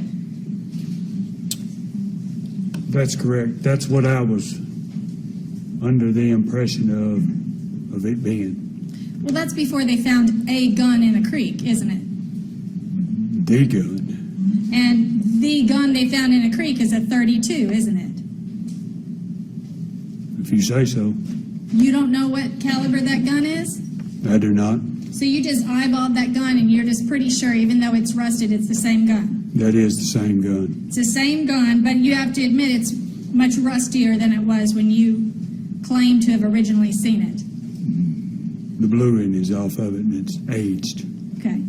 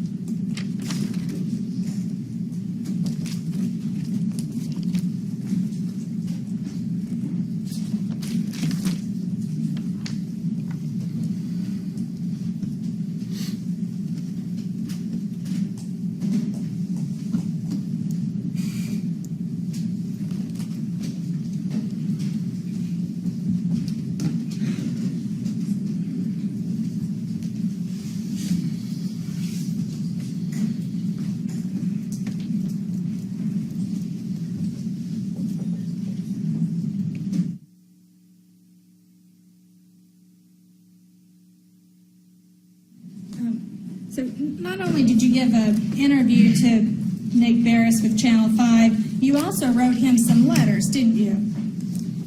That's correct. And you wrote him letters saying that Lisa Autry was a wolf in sheep's clothing and lying, didn't you? That's correct. And you knew that she was lying and a wolf in sheep's clothing because you had seen the discovery that included reports of what she had told the police, didn't you? That's incorrect. I mailed her a letter. I mailed Nick Barris a letter that Lisa had written me. I've never seen nothing that links Lisa to the discovery. Lisa wrote me a letter, a series of letters, claiming that she had... I don't want to hear what she said in the letter. That would be hearsay. So basically what you want this jury to believe here today is that you're facing a death sentence in this case, and that you've now come in and you've testified before them about the, quote, truth of what happened that day, but you only hope for leniency and you have no other expectation as to what's going to happen to you. I've come in here and admitted my wrongs, admitted where I've lied, testified to the truth, and I hope for leniency. That's correct. No further questions. Further direction. When you got to Shane Austin's house on April the 13th, 2011, you were asked to draw 2 cars in that diagram from Miss Thompson. That's correct. What other cars were there, or trucks? Behind the house was a black S10, Whose truck was that? Mr. Austin's. What about Dylan's truck? It was not there. You were asked what you were wearing on April 13th, 2011. What was Zach Adams wearing? Camouflage. What was on his feet? I don't recall. Thank you. Nothing else, Sean? Anything else? No. All right, going to recess for the day. About an hour later than what I'd like to, but I want to finish this witness. Follow the rules I gave you at the outset. Leave your notebooks in here. We'll be secured. I'll see you folks in the morning. Thank you.